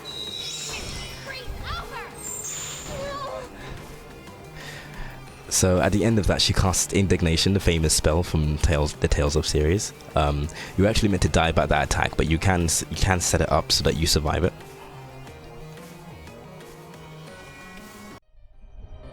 Still on your feet. She's too strong. No kidding. We're lucky we didn't get a game over. That means we were never supposed to win. You two don't die easy, do you? Lucky for you, I don't want to use up too much power and make a scene. And a mess! You're kidding, right? Still on your feet. Wait, what? Oh, interesting. What the hell was that? Okay, because I coded 2 different scenes based on whether or not you die normally or if you die by the Indignation attack. So the scene that happened just now was if you die normally, which is generally what happened. But there's also a little switch where if the Indignation attack was used, then it will play the scene. But for some reason, it's done both. Indignation, a really powerful thunder spell. That's some endgame stuff right there, dude. Then that means we were never supposed to win. You two don't die easy, do you? Lucky for you, I don't want to. And a mess! You're kidding, right? And then there's a scene you can see, but I don't think you can see it yet.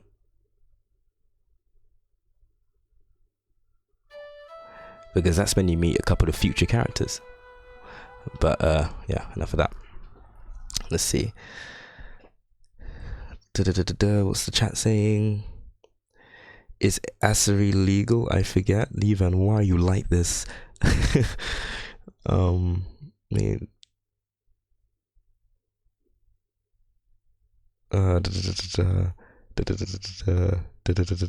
Welcome to the stream, Lycan. Sorry I missed your entrance.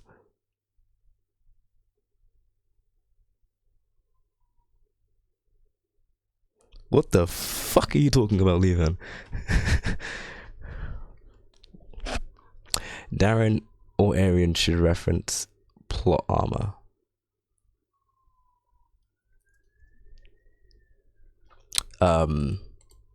They should, honestly. I think that was implied, honestly. I think honestly the more implied. It was meant to be a sort of like what's the word?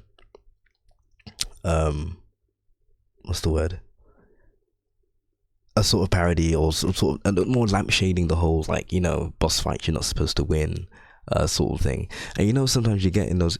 Sometimes you always get sometimes you get what's it called?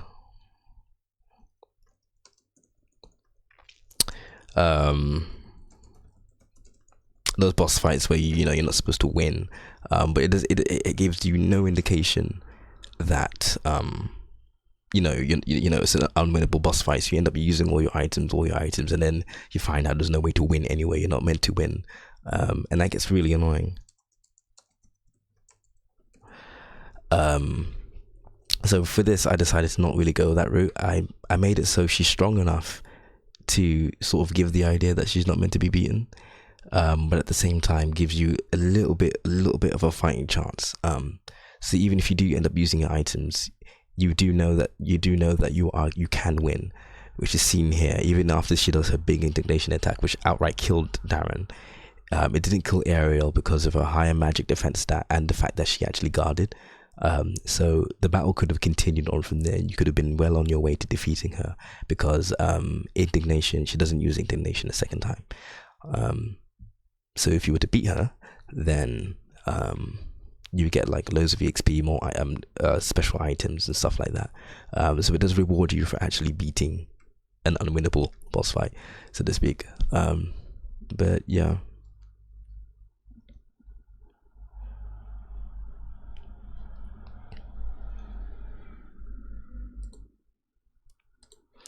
Oh man, it is late. Oh, it's 5 a.m. It is 5 a.m. in what's it called? London right now.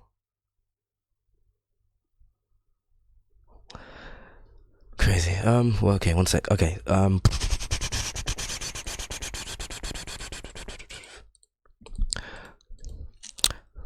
Who wants to have a go at guessing and this is I'm probably not even going to talk about this on Twitter, but on the stream.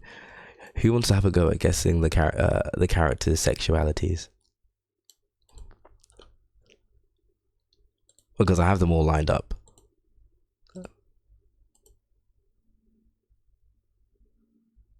also Twilight Games, actually, to answer your question about Palasiel Quest disappearing, I think Aneris said something, but I wasn't quite sure what was said.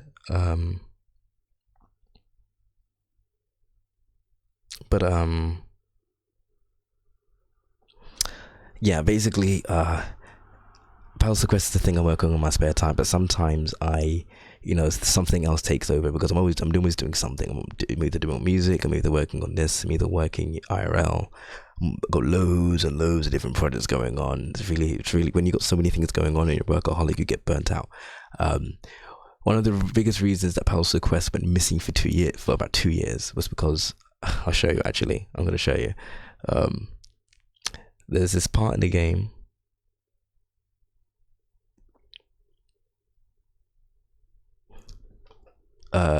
Actually, let me look at the chat quickly. There's a part in the game that basically had put the game on hold for 2 years because I was so annoyed with it. They're all gay.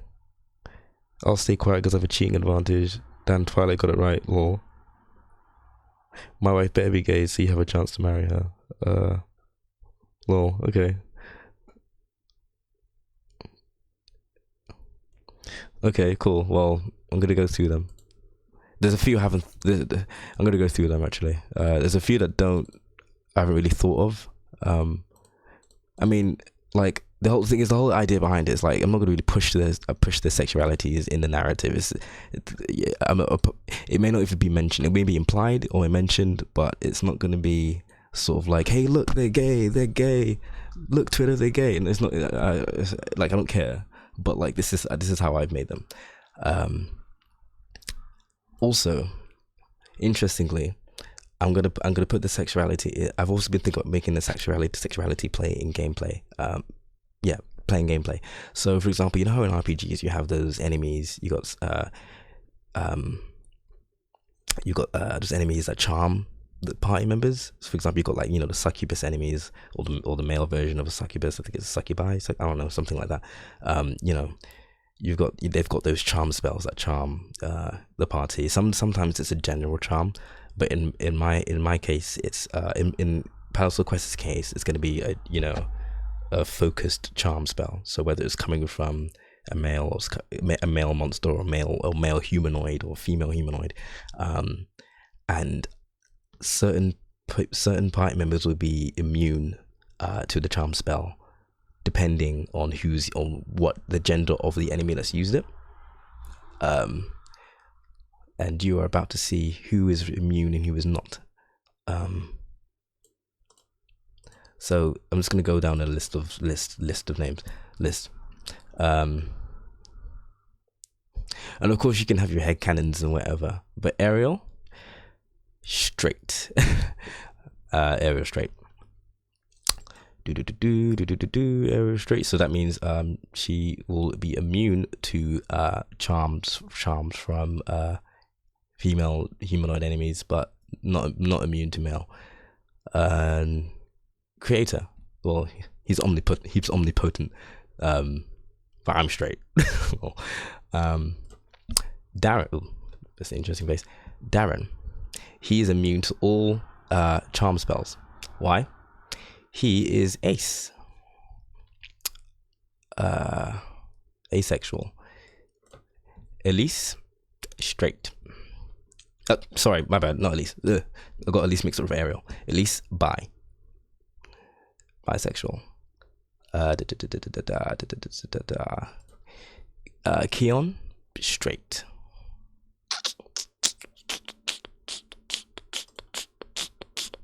Noland, straight.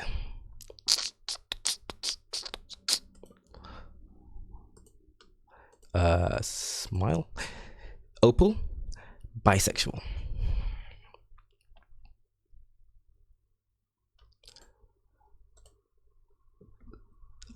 Sanya, oh wait, I'm smiling. There we go. Sanya, lesbian.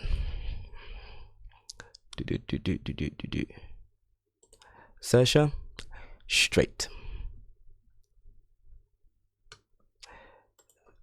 Titus, straight. I think there's more characters. I swear I'm missing a few. I know I'm missing a few. Did I not go through Mikhail? Yeah, Miss Mikhail. Mikhail, bi. Excuse me.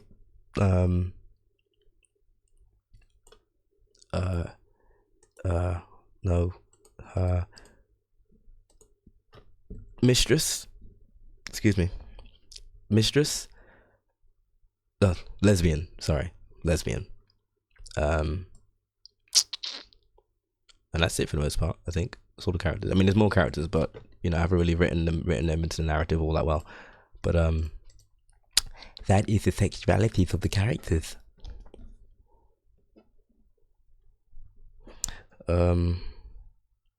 Male succubus and incubus. That's the one. Thank you for that.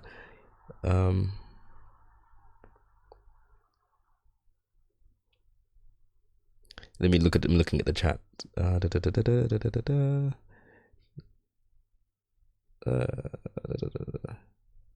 Shutdown is the welcome to the stream. First of all, is the full game gonna have voice acting too? Yes, it will. I'm actually cutting down on how many scenes are voice acted, because you'll notice in the beginning of the game, there's like more or less every scene is voice acted. and as the game goes on, there's less voice acting. That's because I've made a conscious decision to not have every piece of dialogue voice acted. That's stupid. So only sort of the major important scenes are voice acted. There's actually something I want to show you actually.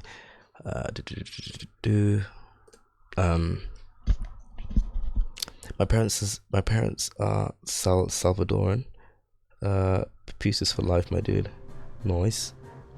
Actually, Jeremy, I know this game is an RPG before anything, but do you ever think romances may happen? Maybe even in a die sort of way, where characters may randomly have banter about their relationships. What's DA? Oh, Dragon Age Inquisition. I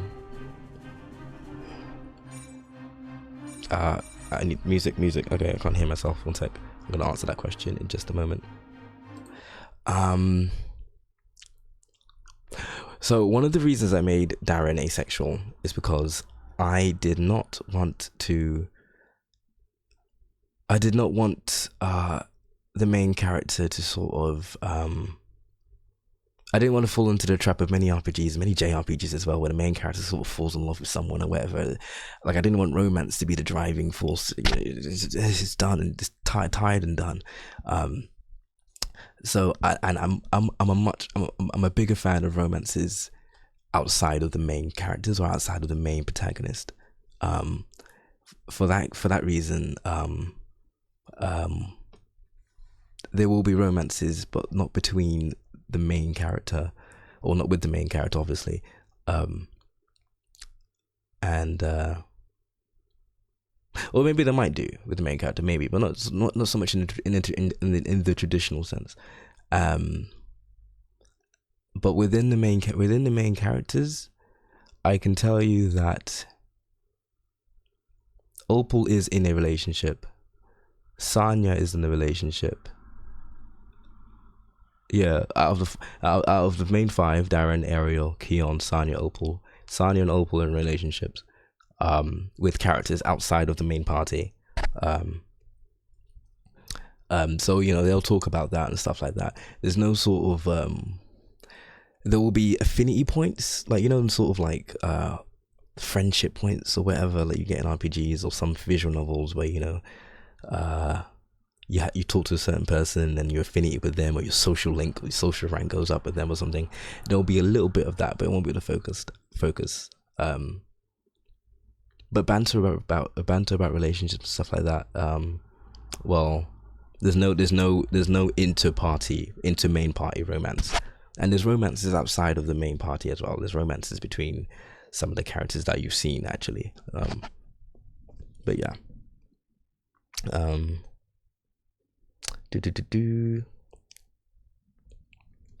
You mean look Tumblr, they're gay? Honestly, I have a Tumblr blog for Palasiel Quest, but I've stopped updating it. Body quite key, but respect to my fellow Latina blood. Oh yeah, Ariel and Sanya are Latina.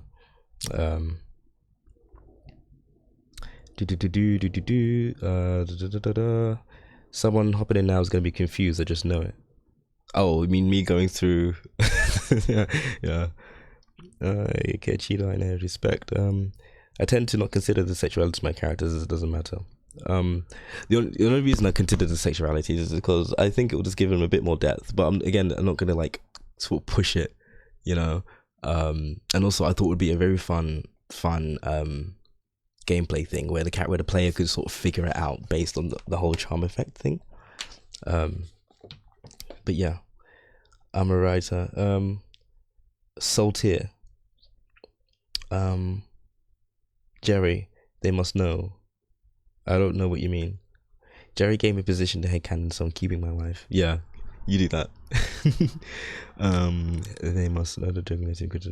Aquarian Evil is the perfect example of romances other than the mains working. For fuck's sake.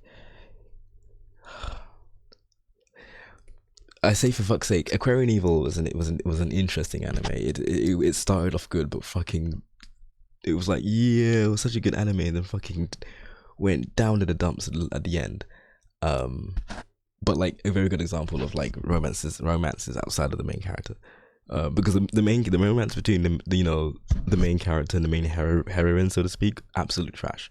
But the romances outside of those two, fucking brilliant.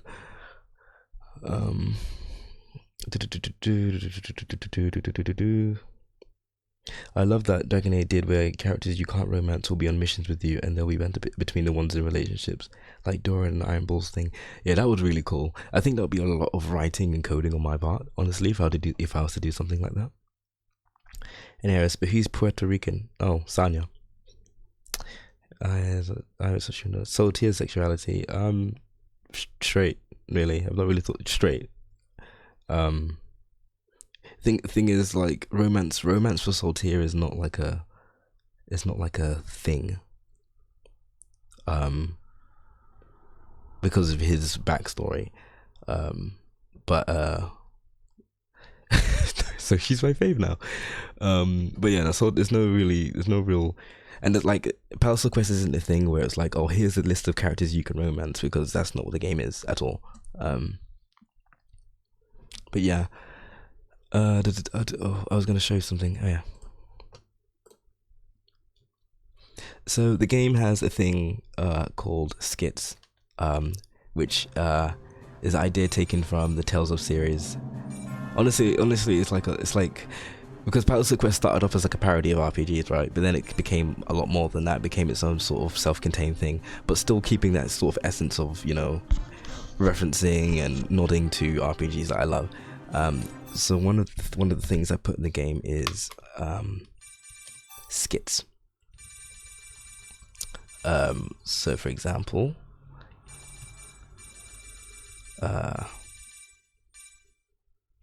this skit takes place right after Ariel joins the party for the first time. Ariel? Yeah, what's up? There's something I want to get out of the way first. And what's that? This setup seems all too familiar. I'm the protagonist, and the second member of my group happens to be my female childhood friend. Do you have a crush on me? What? Why are you asking all of a sudden? Just so I know. I don't want to be that tool who can't tell the situation around him. Of course not. Why would I even... No. Alright, just making sure. Tool. That's one example. Another example is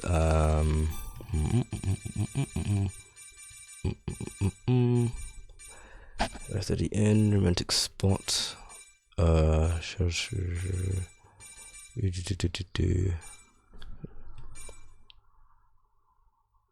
This is what happens when Aseri, the boss, defeats you with that big indignation spell. I'm surprised we're still alive after that. Ariel's not voiced at this point. That was unlike anything I've ever seen before. Indignation is this really powerful spell from this RPG I play. Do you think we'd survive that? When are you gonna learn powerful magic like that, Ariel? I'm a thief mage, remember? I don't get to learn powerful spells. With that said, I do agree we should get more powerful spells to help us survive. We need someone who can use offensive magic for keeps. And you do get someone like that, and her name is Opal. Yeah, along with the portraits, I've also got little face things as well. This was her original thing, but yeah. Opal is a mix. Oh, what am I doing? Opal is a mix of two sort of like general sort of RPG classes. She's a mixture of an alchemist and a black mage. Play on words, she is literally a black mage.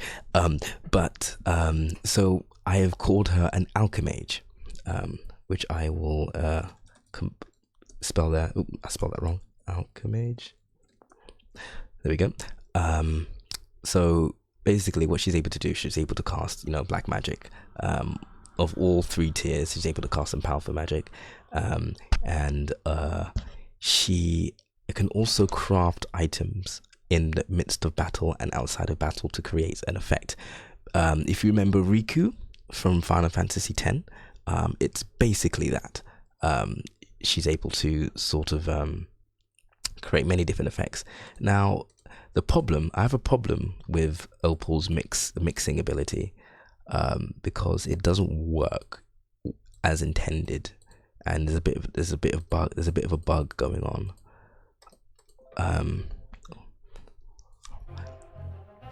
Leave it to me. So Blake, that's Darren. So yeah, she's got black magic. I haven't actually made any skills for her yet because she doesn't show up until later. And then alchemize, which is actually meant to open a box of all the items that you have that you can mix and match together to create an effect. But it doesn't seem to work for whatever reason. And I need to sort that out when her time comes. But you know, Opal won't be in the upcoming demo. Neither will Sanya. So yeah.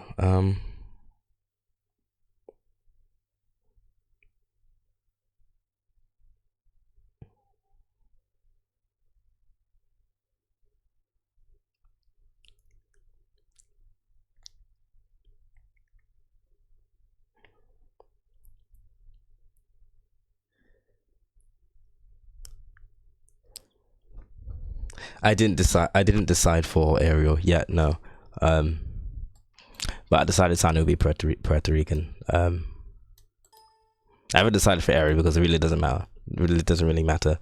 And she's like of like, you know, Latin descent. But pero sí.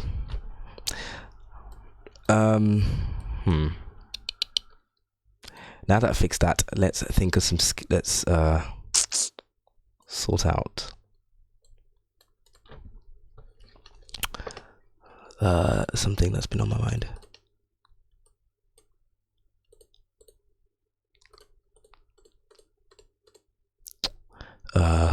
Okay.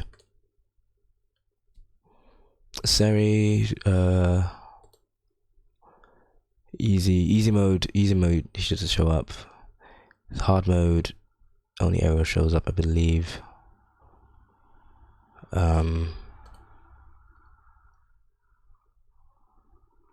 Which is fine.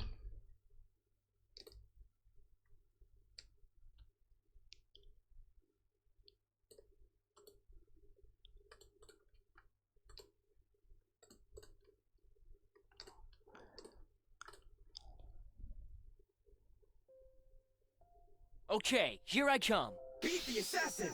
Get ready. Wait, what the hell? Oh, that's not what I chose. Yeah.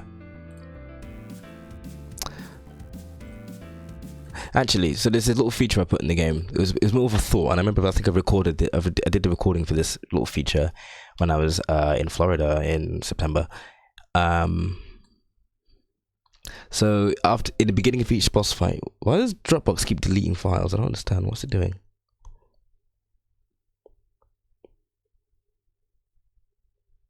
Okay, right. Well, you do you, I guess. What was I gonna say? Yeah. So at the beginning of each boss fight, basically the creator will say something encouraging before saying fight. And it's basically based on the boss fight, depending on the boss fight. So for example, we have the first boss fight. Where is it? There we go.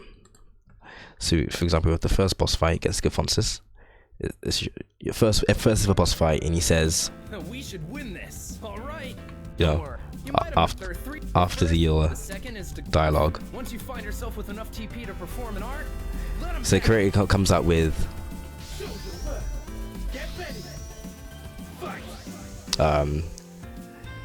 this is because that's him, you know, showing his worth, see what he can do against, you know, well, along with a, you know, a seasoned, trained adventurer like Mikhail. The next one would be this. Leave it to me. But also don't worry about the backgrounds, because for battle testing the backgrounds are set like I have to change them each time. So it looks like it's a sea monster coming out of the grass, but it's actually a sea monster coming out of water, so don't worry about the background. Leave it to me. Boss fight. I don't suppose you kids can use any magic, can you? No. I guess those mana gauges are just for show. Damn, I've got 2 kids to babysit here. This isn't gonna end well. Darren learned the art to taunt. Well, thanks. Perfect timing. You're welcome. Whoa, you're here? Of course I am. I'm the creator. I'm everywhere. Sort of. Sorry things haven't been so easy lately. This fight you're going to have to make good judgment on your actions. Make absolutely sure the children do not die. Become thy shield. Get ready. Fight. So become thy shield is basically, the context is that you have 2 children with you that are also like actually fighting with you, but not really. You can't actually control them. They don't do anything about them, but they're there and they have health. And the idea is that basically if any one of them die, then you lose the fight. So become thy shield, which is why you get the taunt ability, and it teaches you about how to use Darren effectively. By using taunt, you can draw enemy attention towards you. Did you walk into tall grass? Ah, brilliant. What's another one? This one. This is the boss of the demo. We should win this. But I'll... Don't worry. Seek your avowal. Seek your avowal makes sense once you play the demo. Asri's got a cool one. Let's get this over with. Unfortunately for you, Missy, you've caught me at a very bad time. Damn, just what are you doing here anyway? Kids, hit them with your wooden sword. Stop missing. Same. Can it, worm? Just hold still so I can burn you to a crisp. I know, she's crazy powerful. Watch out! Persisting chaos. Get ready. Fight. Persisting chaos. You know, Asri. Her name's Asri. Asri's got a few screws loose. And she, she's really powerful, and like fighting against her is really chaotic. So I came up with the line "persisting chaos." You don't know what avowal means? A quick Google search. Let's see. Avowal. No, define avowal. Avowal. Yeah. An avowal is an affirmation of the truth of what you believe. It's an honest admission. An avowal is a way of owning up to or declaring something. To avow is to acknowledge or claim something. And that's essentially what search is about.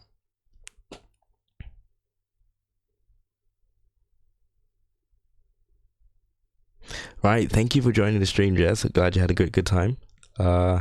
Yeah, wake up at 5 tomorrow. Yeah, you honestly need to go to sleep. Thank you for joining the stream. Take care and stay awesome. Who else? Catoplibus. This is the boss you fight with Keon.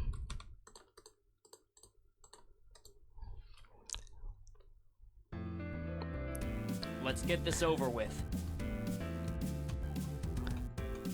Stand your ground. Get ready. Fight. Stand your ground. The context for that is basically, well, this is a big, huge behemoth of a monster that's going to take you down really quick. So you basically just need to stand your ground and defeat him. Defeat the thing. Another one is... This one is like a fake boss fight, but it has one anyway. Let's get this over with. Is this the target?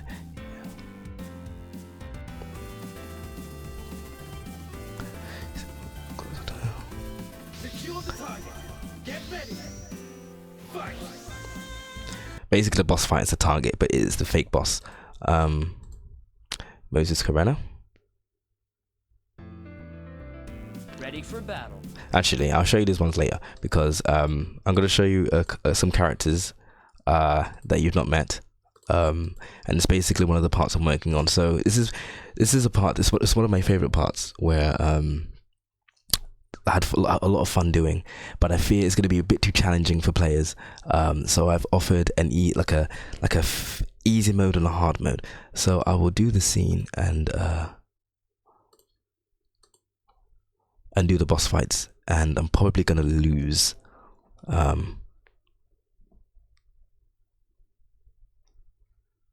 The Catoplibus, you mean that big thing with that big thing with the long neck. That was easy to find. What are you talking about?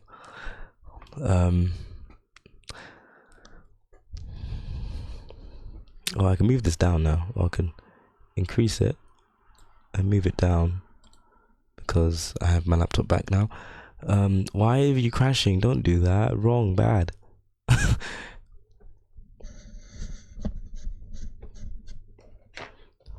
Okay, cool. This is all good. Sure, why not?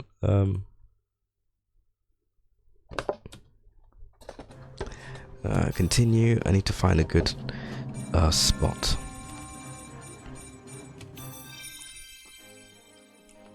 Okay.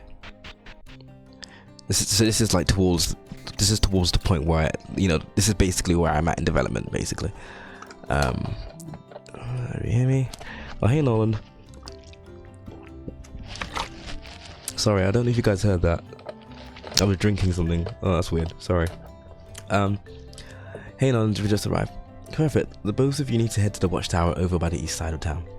We unlocked the gate, so it should be a matter of walking through. Once you get to the top, stand by for further instructions, okay? Got it. Nolan out. What is it now?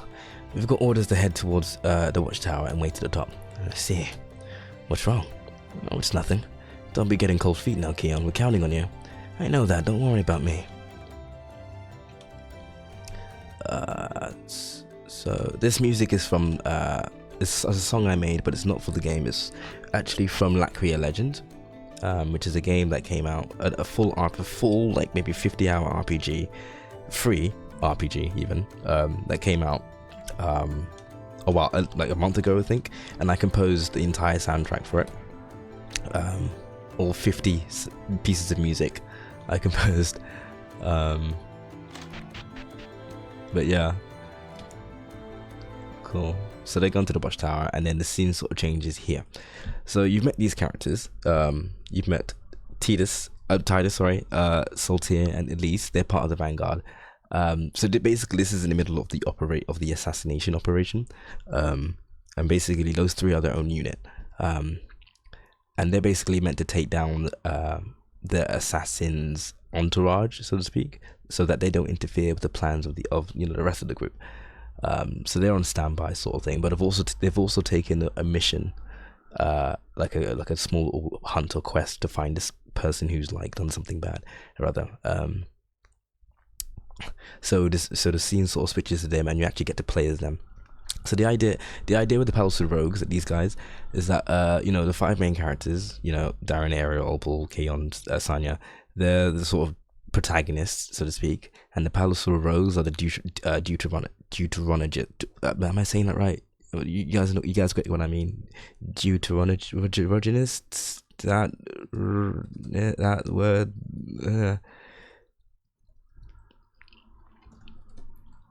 That word on the stream. But yes. So yeah, they kind of like if you think about Ruby, the main characters are Ruby, and these guys are Juniper, sort of thing. So you will be seeing a lot of them. And for that part, I made play styles for them, and their play styles are rather interesting, and that's what I want to show you, and I'm gonna get into it. So these scenes have not been voiced yet. So on a scale of 1 to 10, how badly do you think this operation is gonna go? Titus. Hey, you said it yourself. You don't trust the new kid. Saltier, you seem to have put a lot of trust into what Lady Aria has to say. What's up with that anyway? Pay attention. I'm listening. Whoa! Is this the target? It would seem so. Sneaking up on me like that. No class, I tell ya. Quit your whining and fight. Secure the target. Get ready. Fight. So Saltier doesn't have a thingy, but so don't mind that. But you get a chance to kind of play around with these characters and see what they can do. But I'm not going to show you what they can do properly until a certain point. I wish there was a way to speed this up. Okay, when you almost defeat this boss, 3 characters will show up, and they will use these attacks, and they will finish off the boss for you. And basically, so it's basically a kill steal, right? So I'm just gonna end this fight, but just know that the fight does not end naturally.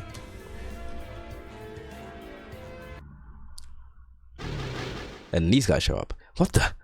Hey, that was our kill. Oh, and these guys have no art for them yet either. So this is Sonali, and you took too long. You snooze, you lose. Just who are you people anyway? Oh, just a couple of foreigners here in business, nothing special. This guy's name's Moses. Saltier. Jose? Jose, you know this guy?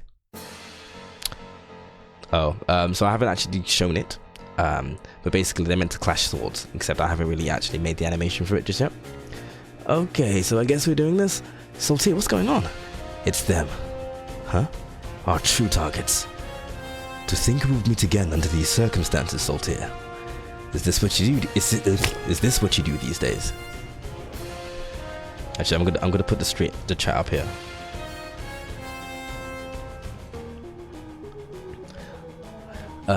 Do you want to just? Yeah, is this what you do these days? None of your concern. No matter. I won't allow you to get to Thema. Thema is the assassin in question. I don't really get what's going on, but I guess you guys are the enemy, huh? Guys, are we really doing this now? Happy hour at the tavern is almost over. Oh man, he's right. Come on, let's get this over with. Hold on, Titus. Let's think about this carefully. Should we take them out one by one, or all at once? It could get a little crowded if we all fight at once, but that's the fastest way. True, but the strength is in numbers. It's also viable to split up and fight. You're the boss, Saltier. How should we play this? Let's move that out of the way.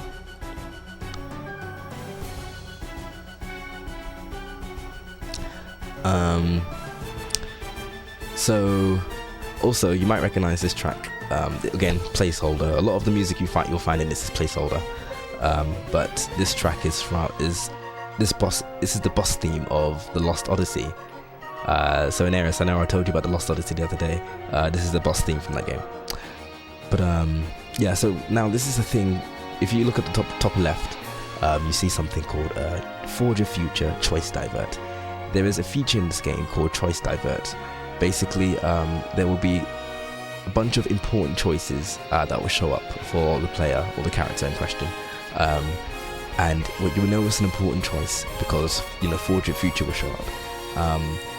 Depending on what you choose, these can have a myriad of different effects on either the gameplay or the story or characters or relationships with characters, and the effects can be tiny, they can be big, and they can last, you know, for like a minute. They can have long-lasting effects over an arc of a story, and you won't know until you choose, honestly.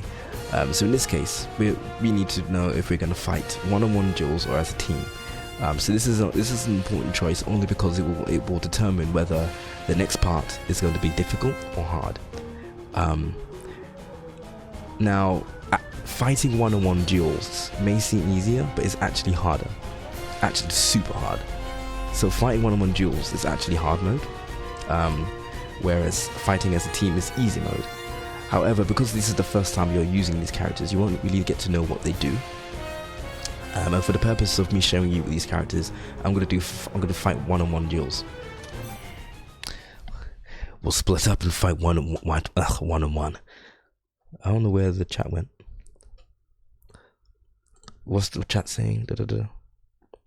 A guy concerned over happy hour? Seems like Crow's got a drinking buddy.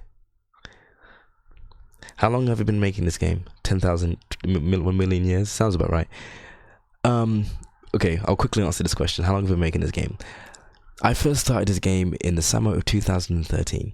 And I started it and completed it. Finished the game, completed it in the summer. In 2 months. I started and completed it in 2 months. Well, I'll say almost completed it.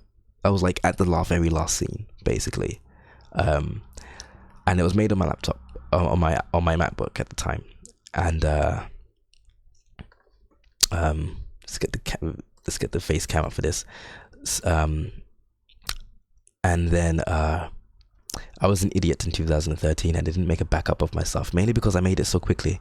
It was like how long was the game? It was about 3 hours long, and it went from start to finish. But then I took my laptop, because I took my laptop to uni, because it was also like, I used it for uni as well. And then I took it to work. And my workplace is literally right outside my university. And then I was also invited to this housewarming party, my friend's housewarming party. And she said, it was going to be a small thing with her friends. And she said her boyfriend, I didn't know her boyfriend, but she said her boyfriend's going to bring some of his friends as well. So I thought, okay, cool, whatever. When I went to the housewarming party, it was like, 3 of our friends, and then like the rest of it was just filled with all these like really like dodgy looking people, like just a lot of like thugs and like hooligans and goons, and her boyfriend was like not the best guy at all. There was a bunch of guys there who've been in jail and shit like that. So I was like, okay, cool, so this is happening. Guys, I put my laptop in my bag and I left it in a bedroom, right? I left it in a bedroom, and then I went to go say hi to all my friends that I knew. And then I left, and then I went back to that room to go get something, and my bag was gone. I left it there for no more than 5 minutes, and it was just gone. And obviously no one's going to own up to seeing it or anything. I was like quizzing everyone, trying to find out like, where's it gone? Who had because there was a bike in that room as well, and I asked anyone, who does that bike belong to? And some guy was starting to get really aggressive with me and actually punched me in the face for asking too many questions. It was not a good time. So I lost my laptop along with all of my progress of Palasiel Quest. It was not a fun time. So then I gave up on the project for a few months, and then I was like, you know what? No, actually, I'm gonna start again. And then I've been working on it ever since. But it's just taken a lot longer than a summer to do, obviously. 2014, let's say, to 2018. I've been working on it on and off for about 4 years. But I'm making it bigger, better, because the first build, shall we say, before it got stolen, the laptop got stolen, the first build basically used didn't have all this custom art or whatever. All this had preset music and stuff like that. It was basically just bare bones. Here I'm making it into a proper thing. Trying to make it as best as I can. I've got some lovely art for it. I'm composing some music for it, and it's actually longer than what the first build was. This point that we are right now is actually around the 3 hour mark, which is where the first build ended. And in terms of where this is meant to end, because this is I'm releasing this game as a pilot. And if people like the pilot enough, then I'll continue making the full game. But the pilot episode, if this is 3 hours, I'm looking at the pilot episode is looking to be about 6 hours probably, or 6+ hours for the pilot episode, because what I have planned for the full RPG isn't meant to be long, maybe 30 hours at most. But yeah, that's the story. Yeah. But yeah, onwards. Oh, okay then. So that's how you're gonna play it, huh? In that case, I'll take the cute one with the saber. Guess that leaves me with you. I wouldn't get cocky if I were you. I'm serious about happy hour, which means you can bet your ass that you'll be in for a hell of a fight. Ooh, let me move my face. Where's your weapon? I don't need one. That's just perfect. So it says here that Titus is a specialist fighter who uses many tools at his disposal to defeat his enemies. While Titus does function better in a party situation, he has a handful of tricks up his sleeve to help him survive. Did it suddenly get louder for you guys, or is that just me? Yeah. All right. Yeah. Yeah, to help him survive. Do note that some of Titus's arts require particular items in order to be performed. Find out what works best. Duel to the death. Get ready. Fight. Cool. So, this is Titus. I based Tidus's playstyle on, I don't know if anyone watched the anime called Roku no Yusha. Roku no Yusha. I think it has an English name. Yes, it was called Braves of the Six Flowers. I don't know if anyone's played that. Oh, sorry, watched that anime or read the light novel. But I based his fighting style on the main character, Adlet Maya. He used, his fighting style was some would say cowardly, and very like tricky and technical. And he was like, he used a lot of tools at his disposal to defeat his enemies. So that's what he's been based off. So here's his skill list. He has Encourage, which increases the party's attack and defense slightly. This is a throwback, a nod to Tidus from Final Fantasy X. His Cheer ability, that's basically the same thing. He's got Speed Break, which lowers target speed. He's got Quick Strike, which is an interesting ability. It always goes first, and also has an instant attack. An instant attack means that basically you can use it, but it doesn't take up a turn. So you can use it, but then also go again immediately. But what this does, it attacks with Tidus's offhand blade, because Tidus's fighting style is he uses his legs mainly for fighting. So think Mercury essentially, but he uses a fighting style called Savate. But he also has a hidden offhand blade which he uses. And Quick Strike basically is a strike with Tidus's offhand blade and deals more damage the stronger the enemy is.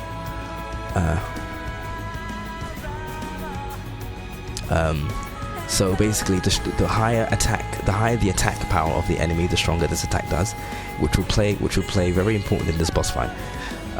Eagle Dive and Tiger Kick are standard sort of art moves. Poison Tracks is an interesting one. It lays out poison tracks around the party. If an enemy attacks you, it has a chance to contract poison on them. And then you've got Poison Swing. It's a vicious strike against the enemy, but it deals more damage if the enemy is already poisoned. And also, when you use it and it hits the enemy that's already poisoned, it does more damage, but it also removes poison. So it's usually best to use it when poison is almost wearing off. Pyre Breath uses a flint. You see these 1x, right? These actually use items instead of any sort of points. So this requires 3 poison tracks. This requires a mouth flint, and it's only usable once per battle, but it blows a wide spread of flame towards all enemies. And then we've got darts. These are darts. So you've got Venomous Throw and you've got Stun Lock. Venomous, they do the same thing, except it has a small chance to poison and it has a small chance to stun. Then we have Nocturne of Shadow, which attracts the attention of enemies for a turn, and it's instant. So he basically uses Taunt on himself, and it's an instant ability, which means he can go on to do something else immediately. Are you going to work, Lever? Water Swing uses a water vial and basically douses himself in water, in special water, and whenever the enemy attacks one of his party members, he gains health. But however, the downside to this is that when he uses it, oh lol, sleep, fair enough. Thanks for joining the stream, Levan. Take care and stay awesome. When he uses it, when he douses himself in the water, he'll did you work NTA, Levan? Or did you go to NTA, or did you watch it? Oh, you worked it. Boy, I worked it too. What the hell? Since when were you back at the O2, boy? Yeah. But anyway, sorry. Yeah. He douses himself in water, and he gets the status ailment called Wet. Now, Wet doesn't do anything except to make you 500% more susceptible to lightning damage. And the enemy has a skill called Bolt Dive, and I've coded it in a way that if he detects that you have you're doused in water, then he would immediately try to use that skill, instantly killing you. And then you've got Smoke Bomb. which has which you would think has the ability to inflict blind on all the enemies. No, it has a chance to inflict blind on everyone, including you and your party. So use with caution. Flash bomb is basically allows you to escape a battle, and that's his kit, so to speak. So what we're going to do is that we are going to lay some poison tracks around me. Also, you're going to see a lot of turn 0 and turn 1, turn 2. That's a development thing. It allows me to track the turn counter. Also, he's faster than me, so I need to lower his speed. So I'm going to use speed break, but I don't have to TP for it just yet. Oh, he's contracted poison now, so he's gonna be poisoned every turn. So I'm using speed break now. He's slowed down. I need to heal.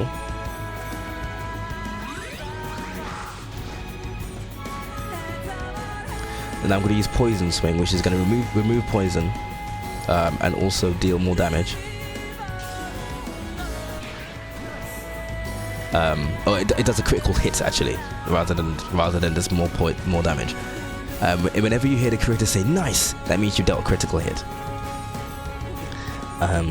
So now the enemy is done. Moses has used Psych Up, which basically increases his physical attack damage by threefold for the next attack, for only the next attack, which means what's it called? I can use Quick Strike, which is an instant ability. Remember, because he increases attack power threefold, I can abuse that by using Quick Strike, which does more damage the stronger the enemy is. And because it's instant, I can use it, do loads of damage, loads of burst damage, and still have a turn ready to guard against his attack. Barely surviving. Guarding halves damage received. So since it did 500 and something, that would have done like 1,000.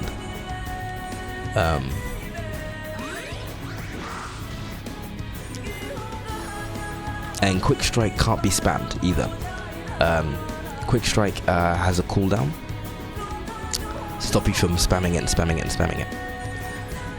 See, if I use Quick Strike now, it won't do 1,000. It will do like 642. Not the same amount of damage.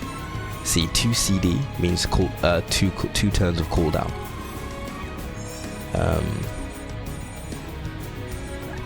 What else can I use? Fire Breath. And you'll see that I will no longer be able to use it. It says used. So at this point I can just attack him and attack him. Let's use Power Charge again. So I can use Quick Strike, do burst damage, and then guard. He missed anyway. Pointless. I'm going to use Venomous Throw because I want him poisoned again. Didn't work. Try again. Didn't work. Oh well.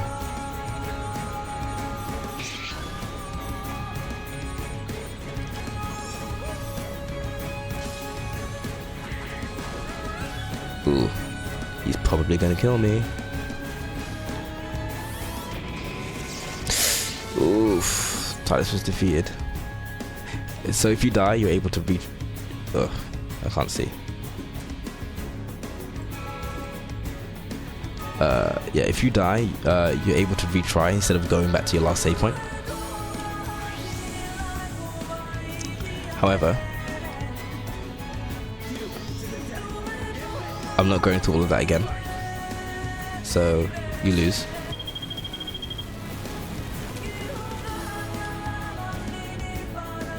Damn, petty tricks. Shameless.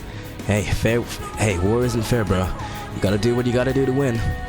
That was only to be expected. Looks like you and I get to dance, hun. It's Elise, not Han. I honestly couldn't give a damn what you call yourself. Not until you managed to beat me. You better keep up. One misstep and it'll be your life.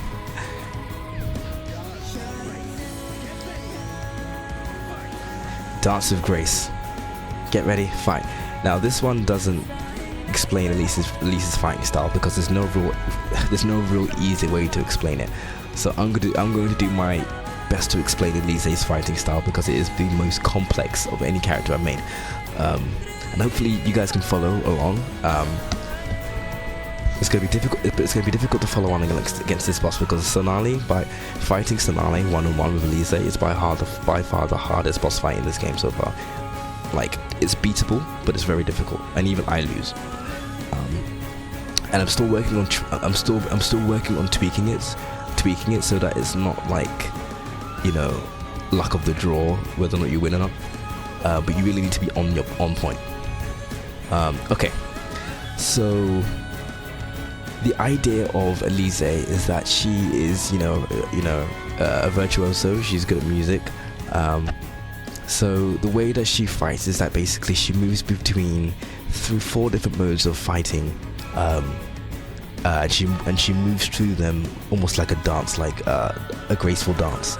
I got this idea from the trailer, the white trailer, the original initial white trailer for Weiss, for Ruby, for Volume 1. And I got the idea from the way she sort of like just gracefully moves around the battlefield fighting that big enemy with the massive sword, and how her sort of rapier sort of changes when it changes color. It activates a different effect. That's the sort of idea I've got here, except it doesn't really, there's no rotating chamber or anything. It's just an idea of being in a different sort of movement or stance. So I've called her stances or modes or whatever movements akin to like a movement in a piece of music. So we have 4. So you start off by selecting movements, and you have four different movements. If you're good at if you know Italian or you're a music buff, then you might recognize some of these names. So we have Presto, which is a speed-based movement. We have Vivace, which is an offensive-based movement. We have Appassionato, which is a magic-based movement, and we have Cadenza, which is a defensive/counter-attack based movement. Now, when you go into any, except for Appassionato, when you go into a movement, you will automatically start off with an opening move. So for Presto, you'll start off with a lunge attack. With Vivace, you'll start off with another attack. Appassionato doesn't have an opening move, and Cadenza doesn't have any attacks. Cadenza is only about defense. So we're going to start off with Presto.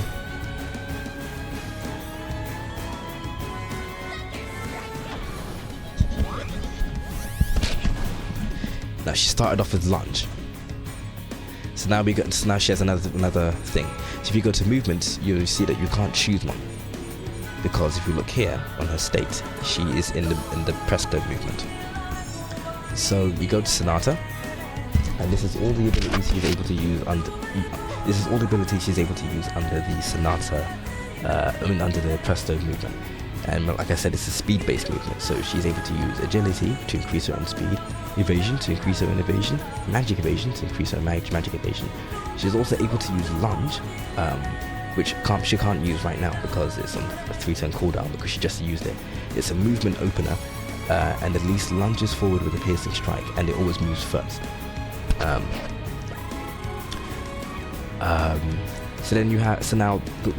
The only way when you're in a movement, the only way to move to another one is to use a certain skill. So using certain skills will move you into a different movement, and the way you fight with Elise is that you're using different skills and you're weaving and bobbing and weaving through different movements to suit what you need right now, what you need in battle right now. So you have Strike Edge, an attack that has a chance of stunning the enemy, and this particular attack changes into the Cadenza movement. Triple Moon, a weak 3-hit attack in the shape of a moon, changes into Vivace, and Fierce Beast, a powerful attack that causes weapon break, that changes into Appassionato. For the purposes of this, for the purposes of survival, I'm going to increase my agility a bit.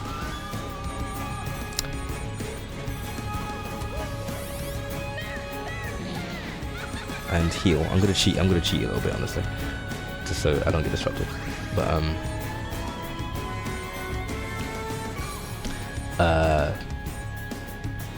yeah, and I'm going to chain it into Cadenza.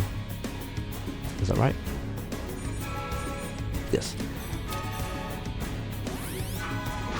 Now if a skill misses, if a skill that would have moved you into another movement misses, then you move, because it missed, just to think of it as a misstep in your dance.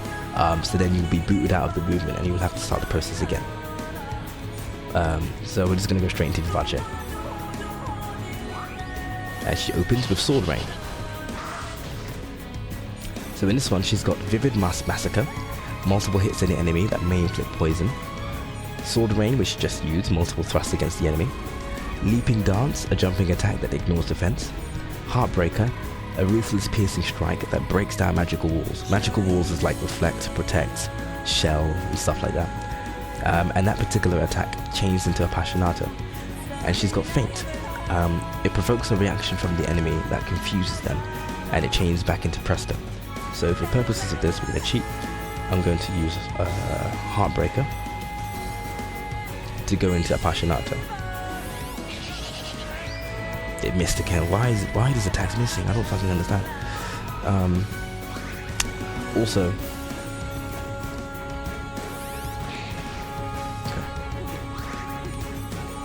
okay. I want to actually show you how moving into a different thing works.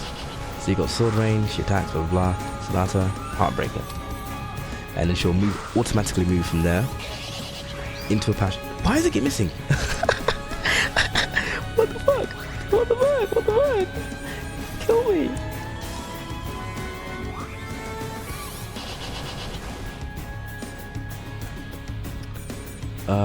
Okay. Oops. Alright. So she's a stance-based character that dances through battle and changes stances on a whim. Well, not so much on a whim. You make the stance changes, but changing into different stances requires a bit of work. Heartbreaker.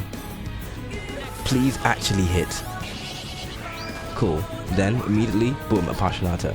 Appassionato doesn't have an opening skill, but right now she's able to use a new set of skills. So like Appassionato is a magic-based sort of movement. So she's able to cure status ailments, she's able to cast regen on any party member, she's able to heal 60% of max HP, she's able to revive, she's able to bring up a magic shield, she's able to cast magic, such as, she's got her own style of magic. She's got Hellfire, Jagged Ice, Heart Spark, Water Jet, Windstorm, Earthquake. Jagged Ice changes into Vivace, and it also may cause stun. Heart Spark may inflict paralysis. Water Jet may inflict wet. And in this fight, inflicting wet on Sonali is important. She's got Windstorm, and you've got Earthquake, which changes to Cadenza. So if I was to use Water Jet,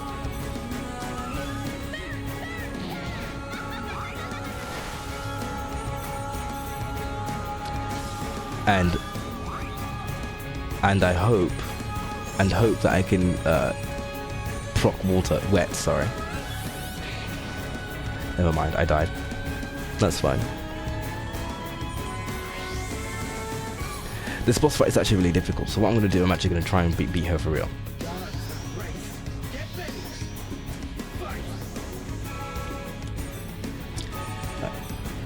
There's like a certain way to beat her. What the no. I need to code it so that when you retry, you get all your health back. That's something to do. Because she's inherently faster than me. And having her, and she's extremely dangerous, and having her be faster than you is like a problem. Which is why you want to go into Presto, because each of the movements have inherent buffs as well. So when you're in the Presto movement, it's a speed-based movement, so your agility is heightened, but it's still not enough to beat her agility. So you need to supplement it with a buff of agility. Then using Strike Edge to go into I used the wrong one. Oh well, it doesn't matter. I'm going to go into Cadenza, and I use Magic Reflect, and I'm back into Appassionato, and it reflected the magic back at her. That was actually quite brilliant. Let me explain what happened. Okay, so cadenza is a weird one because you can never actually stay in cadenza. Cadenza is a, how do I put it, a pass-through stance. So you can chain into cadenza, and then depending on what movement you went into cadenza from, it will activate a certain skill, and then it will move you back into a different one. So what happens is that I went from presto, I went from vivace into cadenza, and because I went from vivace, it activated magic reflect, and then it moved me into appassionato. But because I have magic reflect on me, the enemy just so happened to cast earth on me, and it reflected it back to her. So that's the sort of like clever sort of movements you can do. Thank you for joining the stream, Lycan. This is getting pretty late, and I might end it soon actually. But take care and stay awesome. But I really want that wet skill on her, but it's not working.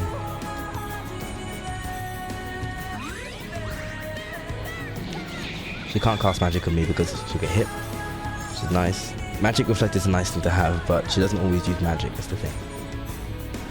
Water gem. There we go. She's got wet on her now. So what I need to do is guard against this attack. Heal.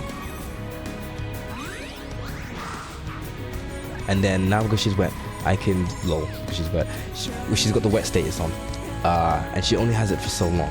I could use Heart Spark. I know what I said. I can use Heart Spark because remember what I said.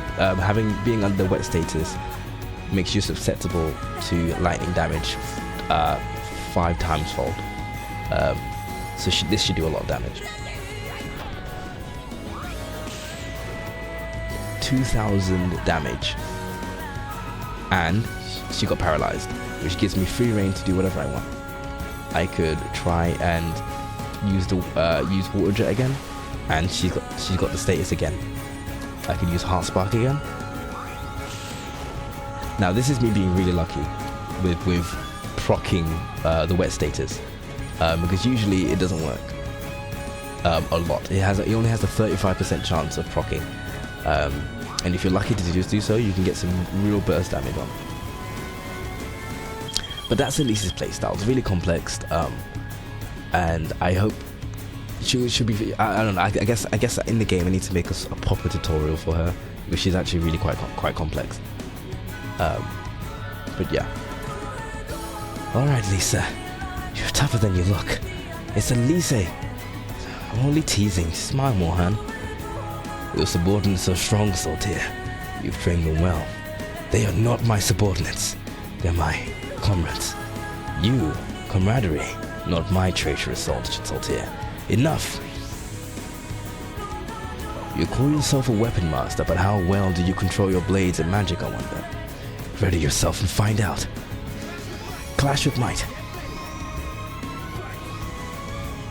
Yeah, so edgy. The thing is, he's not really meant to be edgy, but if that's how it's coming across, then that's quite interesting. Okay, so Saltier was based on Firion from Final Fantasy II. More specifically, his Dissidia counterpart, where he's got control of many different weapons at one time. That's how we base Saltier off. So, especially his playstyle as well. So you'll find that he is the only person so far to have an equip option. He's the only character in the game who can change his equipment mid-battle, and that plays into how he fights. So right now he has a sword and shield, Parisian blade and Parisian shield on, right? So with the Parisian sword and shield, he is able to use haste edge, which is an attack that goes first.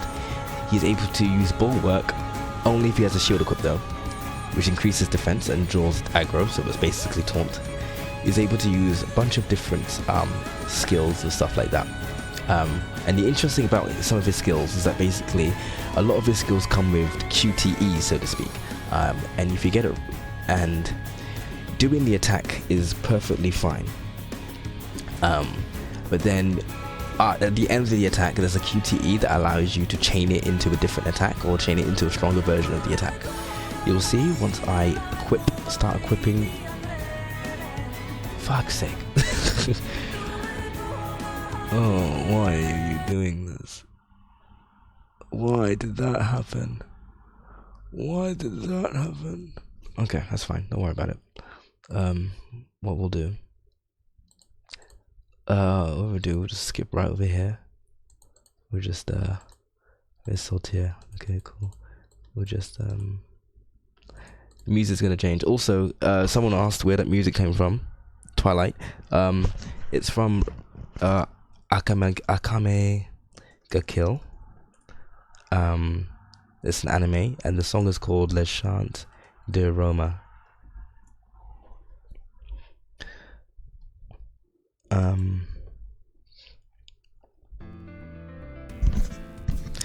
Blah blah blah blah.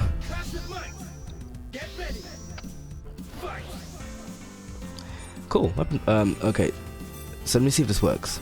No. Okay. Why? Why doesn't it work? Why doesn't it work? I think I know why. And I'm about to fix it. Equip engine. Okay, cool. Let's just comment that entire script out. Which is gonna be annoying, but whatever.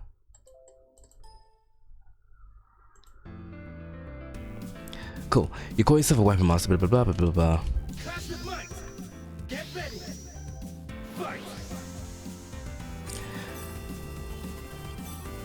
This used to work, so I don't know why it's not working anymore. But anyway, so if I change to a spear, right? He now has new skills available.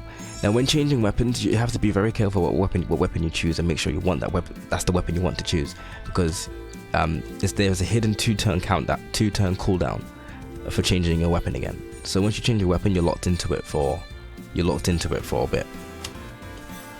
So in here, he only has 3 skills available. He has sharp push, leg sweep, and adrenaline.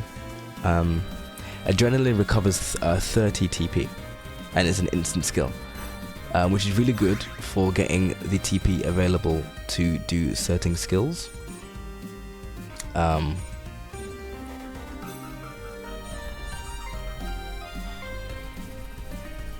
I get the feeling one of these skills weren't here before. Lunge, that's it. So lunging attack that strikes first can be changed into sharp push. And what sharp push does is basically a sharp attack. But if it's chained from a different, basically some skills do more effects or more damage if it's chained from another skill. So in this case, you can use sharp push by itself, or if it's chained from lunge, it deals twice damage and can deal paralysis if chained. So that's what I'm gonna do. Down A D.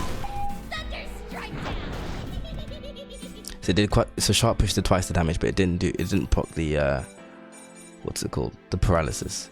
You might want to stay here until it does, honestly, because Jose is actually pretty powerful, and he has the most HP out of the 3. Yes, I missed. Now he has a paling up, which means I can't do anything to him. So I'm going to use adrenaline again, and then leave, and change into something that has magic. For example, Parisian Rod. Paling basically means he's impervious to all physical damage for a while. So I'm just going to fling some spells at him.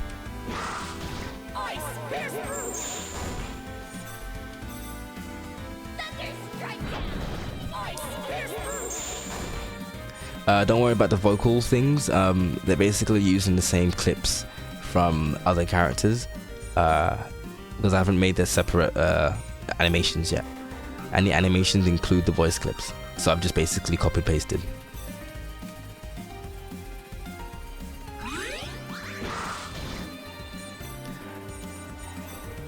And the paling's up for one more turn.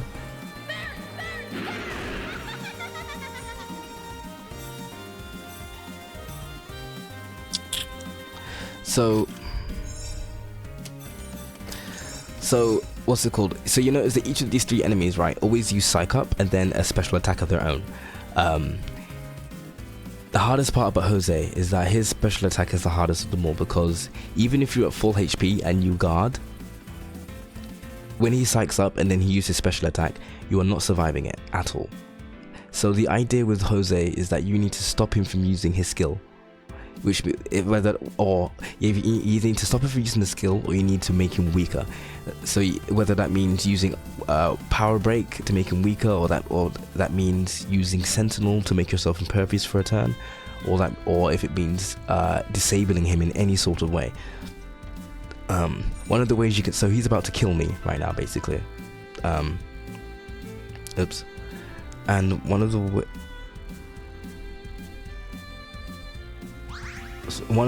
ways I can avoid that is that if you have enough TP, you can use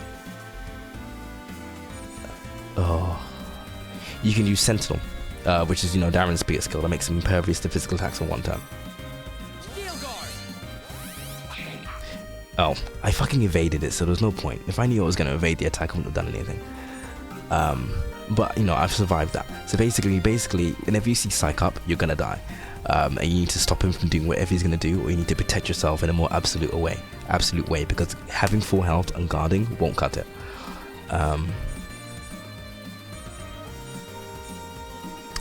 Vicious Blade or Wild Rose is a 5-hit attack.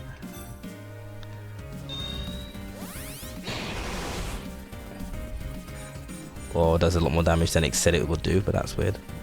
Okay. I'm going to go back to the spear. The spear is a good way to get more TP. We need to, but the bad thing about it is that you need to stay here. So lunge. Up, D, Z. Oh, and he's paralyzed, so he can't do anything. That's fantastic. Those QTEs are always randomized, but don't worry, because they're only set to a few keys. You won't find that you'll have to press D then asterisk then 8 or something. It's always between A, S, D, Z, X and the arrow keys. S, A, D. Okay, should be able to move. Paralysis lasts for 5 turns.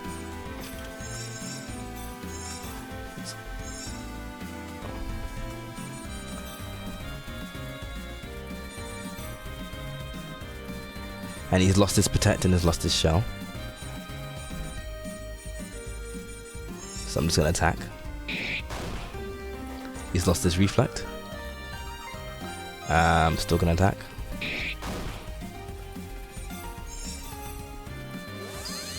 And he's put up a paling, so that's not gonna do anything, so that's fun. No, I'm gonna use the rod again and just fling some spells.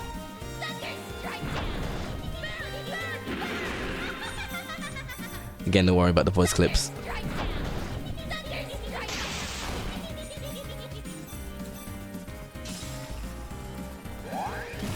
Okay, cool. So he's used thingy, Psych up, which means I need to protect myself. Parisian Axe. If you've got the axe equipped and you have the TP, you can use Foresight. Foresight counters the next attack with Fracture, and you don't actually take the damage.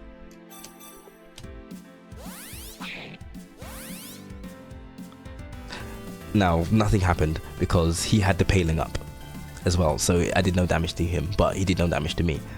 As long as you don't get hit by the attack he does after psyching up, you're fine. I was silenced though, which is annoying. But I don't think the paling is up anywhere. Some of these attacks do interesting abilities. D, Z, S. Decreases defense. We're gonna go with Parisian Blade and Shield. And I'm going to use Haste Edge. Oh shit.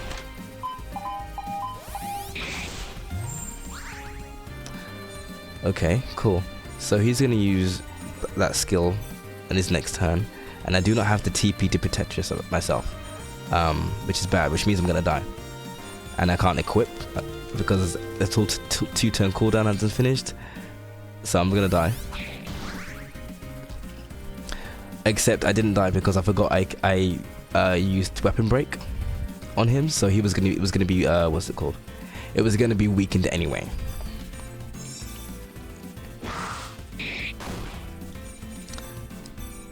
Dun dun dun. But yeah, this particular battle is like a battle of attrition. Oh, that fucked up. So it's probably one of the more longer battles.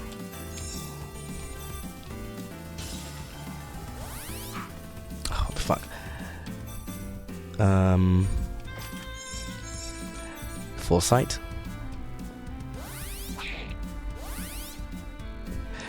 Now it's meant to counter, but like the first time it happened, he had the paling up, so he didn't do no damage. The sand slash ability that Jose, can kill me with, it has the ability to either silence me or blind me. In this case, it blinded me, so the counter attack ends up missing, which is fucking annoying.